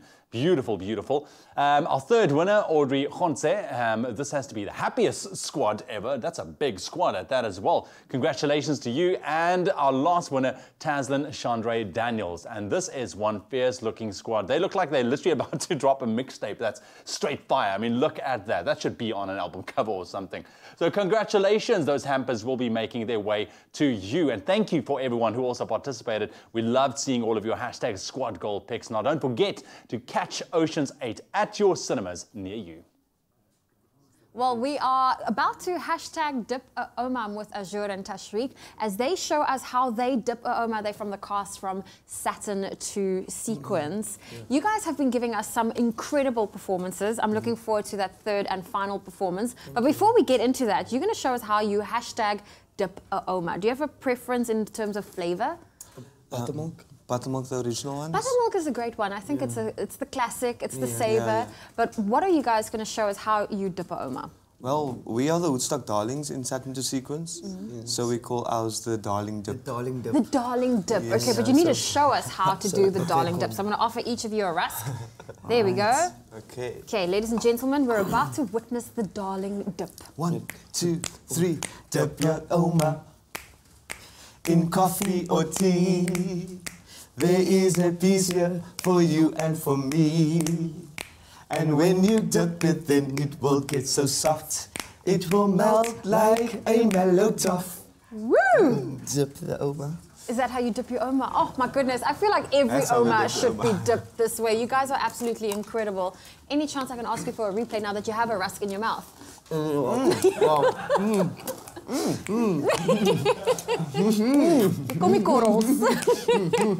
Well, listen, you guys have been absolutely fantastic. You earn yourself a spot on our Dip Oma Wall of Fame. Of course, you'll be joining the likes of Jimmy Nevis. We had Gert-Jan Coetzee. Of course, Jenny Morris that was in the kitchen earlier. They all are on our hashtag Dip Oma Wall of Fame. But we have the cast with us for one more performance. I absolutely loved what you guys did. Thank you so much. Thank you so much. And we would love to know how you dip a Oma. Why don't you share that with us on Facebook? And remember that hashtag Dip a Oma and hashtag Expresso Show.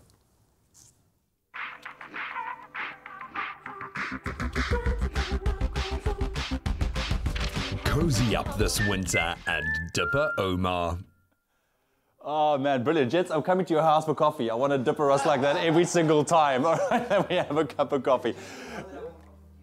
Oh, there we go. You see, now listen, we're going to be back after the break. Stick around because they are performing after the break as the cast of Satin to Sequins. Don't miss it.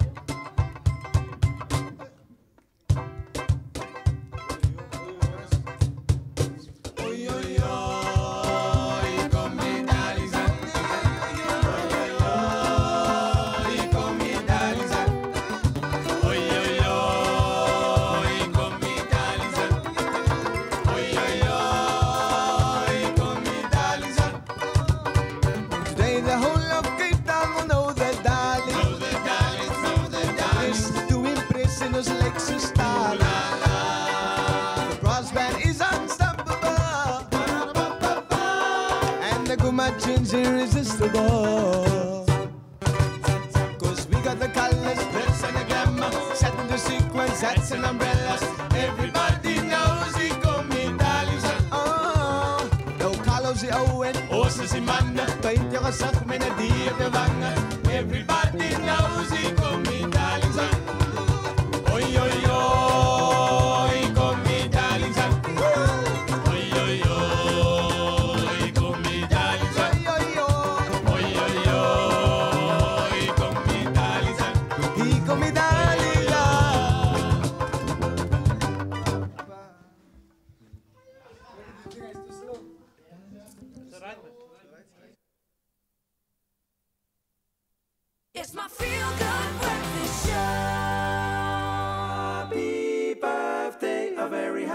birthday to you.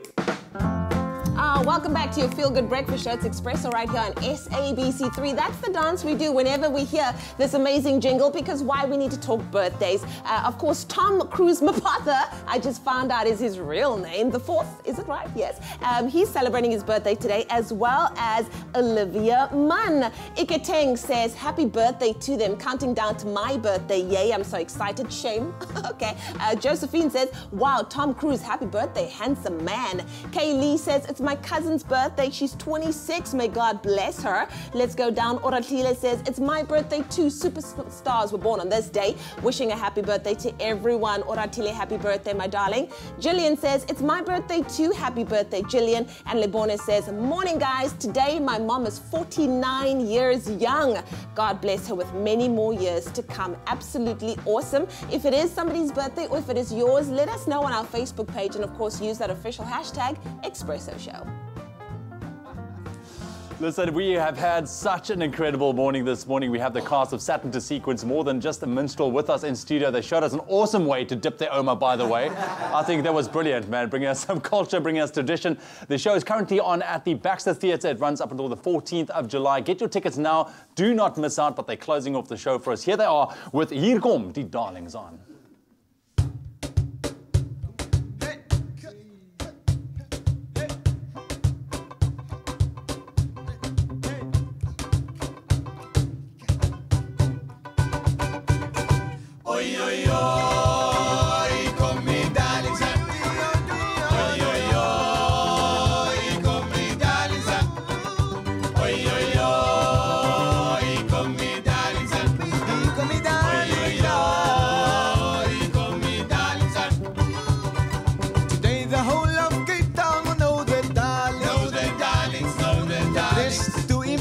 Us like some style. The brass band is unstoppable, and the Gumachin's irresistible. Cause we got the colors, dress and the glamour, Satin to Sequins, hats and umbrellas. Everybody knows he called me darling. Oh, no Carlos the Owen, Orsa Simana, Paint your suck me the D of your wanga. Everybody knows he called me darling.